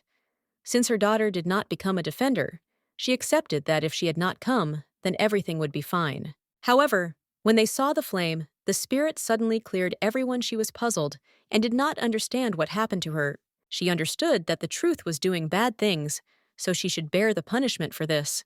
The Duke stared at the Countess and asked what she had just said. The Countess, puzzled, looked at the Duke since she knew that he was the judge, appointed the Emperor himself. She knew that he himself could make the court. She was in shock as she understood that he could punish them. She, with tears in her eyes, lowered her gaze to the floor as she understood that he could punish Isabelle. She trembled. A moment later, she shouted that her daughter did nothing. She shouted that she was to blame for everything. The Duke looked at her and said that she had stopped. He said that she wanted to harm the child whom he takes care of. He looked at them intently and said that the court made a decision. He slowly approached them closer and said with rage that they earned executions since their family did not spare anyone. The Countess was in shock. She did not want this at all. She screamed and begged for condescension. A moment later, a young lady flew into the room and asked them to stop. The Duke looked in surprise at the young lady because he did not expect to see something like that. Asil was in shock. He did not understand who dared to let the child into the hall. The knights hesitated, not knowing what to answer. The young lady quickly said that she needed to say something, and for this reason, she made the knights let her in. The young lady bowed in front of them and asked not to scold the knights. Asil looked in surprise at the young lady since he did not expect this. All those present looked intently at the young duke. Because they saw that he was doubted, they said that this was expected from the mistress of Kazaros. Meanwhile, the duke stopped and did not lead to action. She stared at the Duke, who was very angry. The young lady in turn froze in place and was taken aback. She remembered how spears were directed at her last life. She remembered how also, in a similar situation, she screamed that she was not guilty. She said that the traces of magic were on her sisters. She remembered her sister screamed that she could not do this to her. She remembered how they all looked at her with contempt and said that she was a traitor. They said that she had to go to prison. The Duke called a young lady. She was taken aback and threw away all her memories away. He looked at her intently and asked what she wanted to say. She sighed heavily, so she knew that she needed to calm down and not plunge into her memories. She stared at the Duke as she understood that she needed to do why she came. She looked intently at the Duke and said that the Countess was deceived, and therefore they did the like. The Countess looked in surprise at the young lady did not understand what was happening. Sienna said that Kazaros told her about everything. They began to whisper as they now realized that the mother and daughter behaved. Then abnormally, they said that if Kazaros said so, they were obsessed. Those present were surprised and did not understand what was happening at all. The man looked intently at the young lady, said that fortunately she appeared on time. He said that if it weren't for a young lady, then his mother and daughter would have completely gone crazy. The Duke gazed intently at everyone present, but did not answer. Sienna sighed, because she knew that he really exists, and she would have to use it if something happens. Asilia stared at the young lady, and in bewilderment asked why she came to save the Countess and her daughter. He stared at the young lady and asked in bewilderment why she decided to intercede for the Countess and her daughter. She looked at him and said that she was fascinated by their scam, that their threats were undoubtedly a sin. She said that she was not going to save them at all, and she could not do this. Hesitating, she said that the concealment of the truth, too, it is considered a lie. She stared at the Duke and said that we can conclude that she was not an orphan. The Duke froze in place of surprise. He stared at the Countess and her daughter and said that he would now make a new decision. Great mines in the north belonged to the Count. He also owned half the shares of the Unscrewed. All this passed into the possession of Sienna, the owner of Kazaros. The young man looked at the young lady and said that this was her contract. She was surprised and did not understand why they did something like that.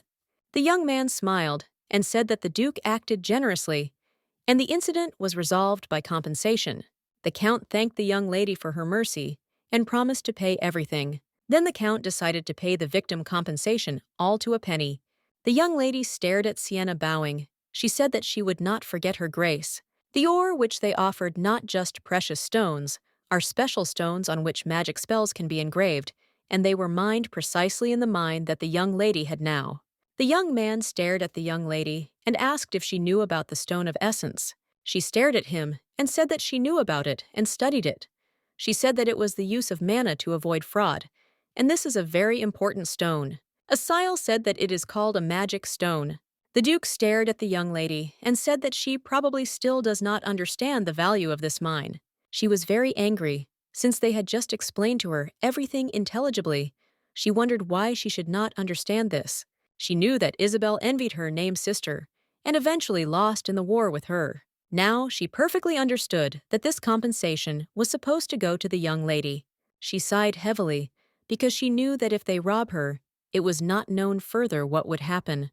The young gentleman stared at her and said that if she wants to become a famous sorceress, then she needs to disguise herself well. He said that she should accept the mine. She stared at them and said that they themselves could take the mine instead of her. The Duke stared at the young lady and said that she was no longer an orphan. He said that she was already the owner of Kazaros. She could not understand, the first time, that in addition to the privilege, the owner of Kazaros also has duties. He looked at her intently and said that she should listen to him carefully. The Duke said that if she wants to abandon responsibility, then she can do it. She looked at him in surprise because she did not expect to hear this. She was in shock and did not understand what he was talking about, since she thought that she needed to be responsible. She wondered if she could live as she wanted. She sighed heavily and said that others would still watch her. He looked at her with a gaze and said that she did not need to pay attention to other people's words. He looked at her intently and said that he was a duke and guarantees that he would give her such freedom, and he himself will not be able to break her.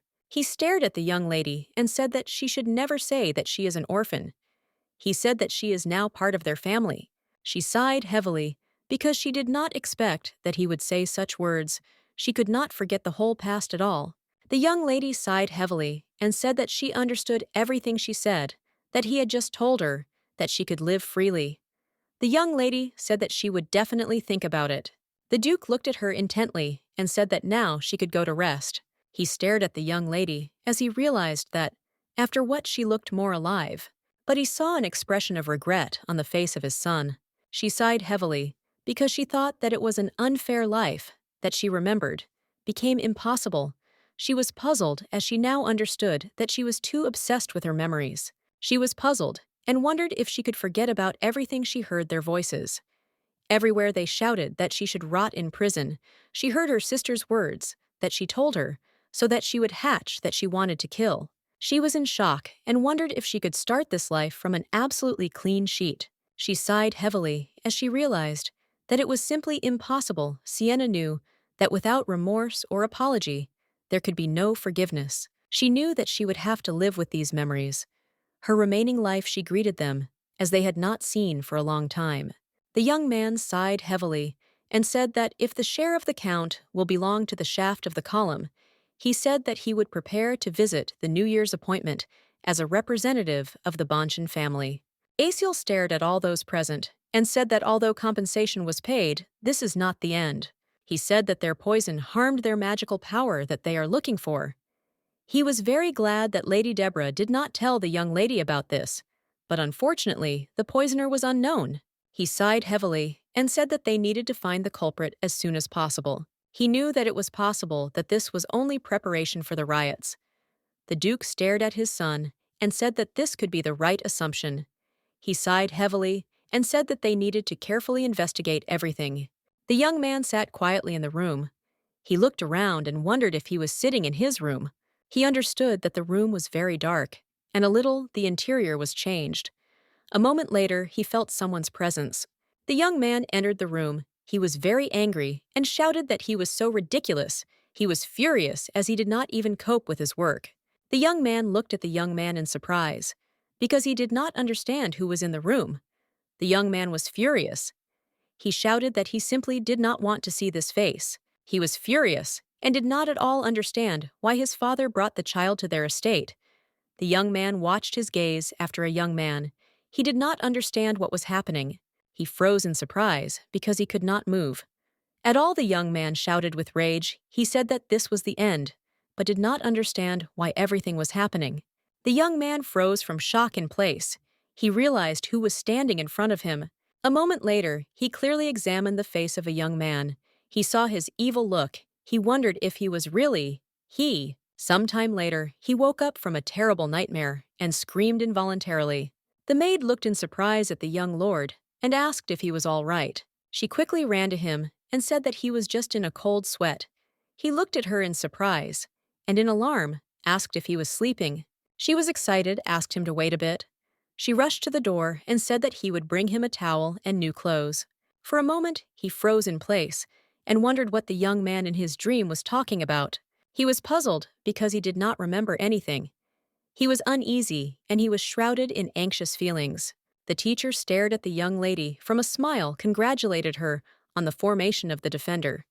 He smiled and gave her a small bouquet of flowers. He gladly said that she gave them early spring and should accept a gift from him. The beautiful spring that she called was already left. When she woke up, she sighed heavily because she could not even see her. Hasozis smiled and said that a small gift was also not bad. The young lady thanked the teacher with a smile.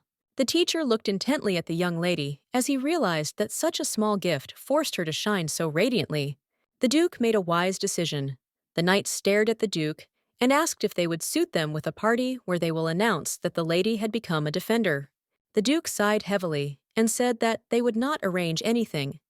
He also said that they temporarily forbid everyone to say that she is a defender.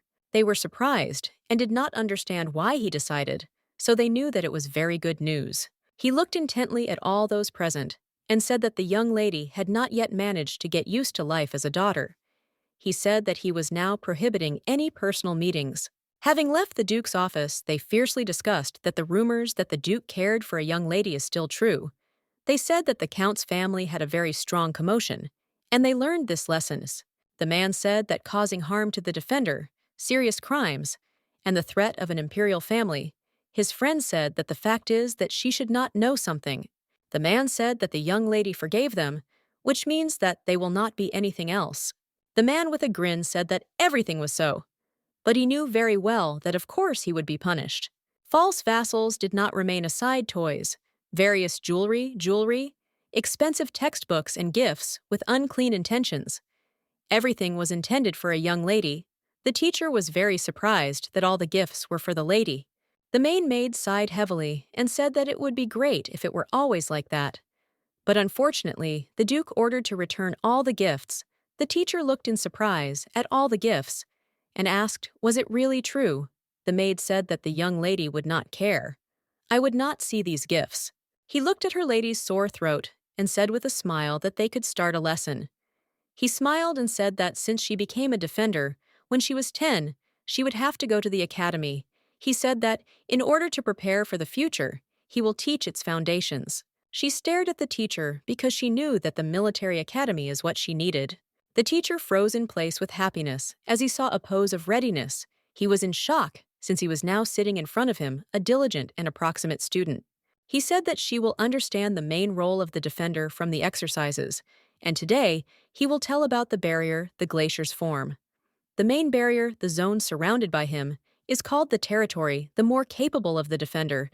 The more territories and all barriers are classified in size. He looked at the young lady and asked how much the territory would be. Sienna thought and asked if she could capture her and other sorcerers. He looked at her with a smile and said that she was very simple. The teacher said that such a territory could surround the Duke's estate. She was surprised and did not expect to hear something. He looked intently at the young lady and said that everything was so. And the more experienced the wizard, the more territory. After a long story of the new information, he said with a smile that the lesson was over. Today he smiled and said that since she had heard him very carefully, he would not be homework. He looked at her and said that she looked beautiful. He looked in surprise at the young lady and asked if something was wrong. She thought for a moment and said that the exercises were very interesting. The teacher froze from shock in place.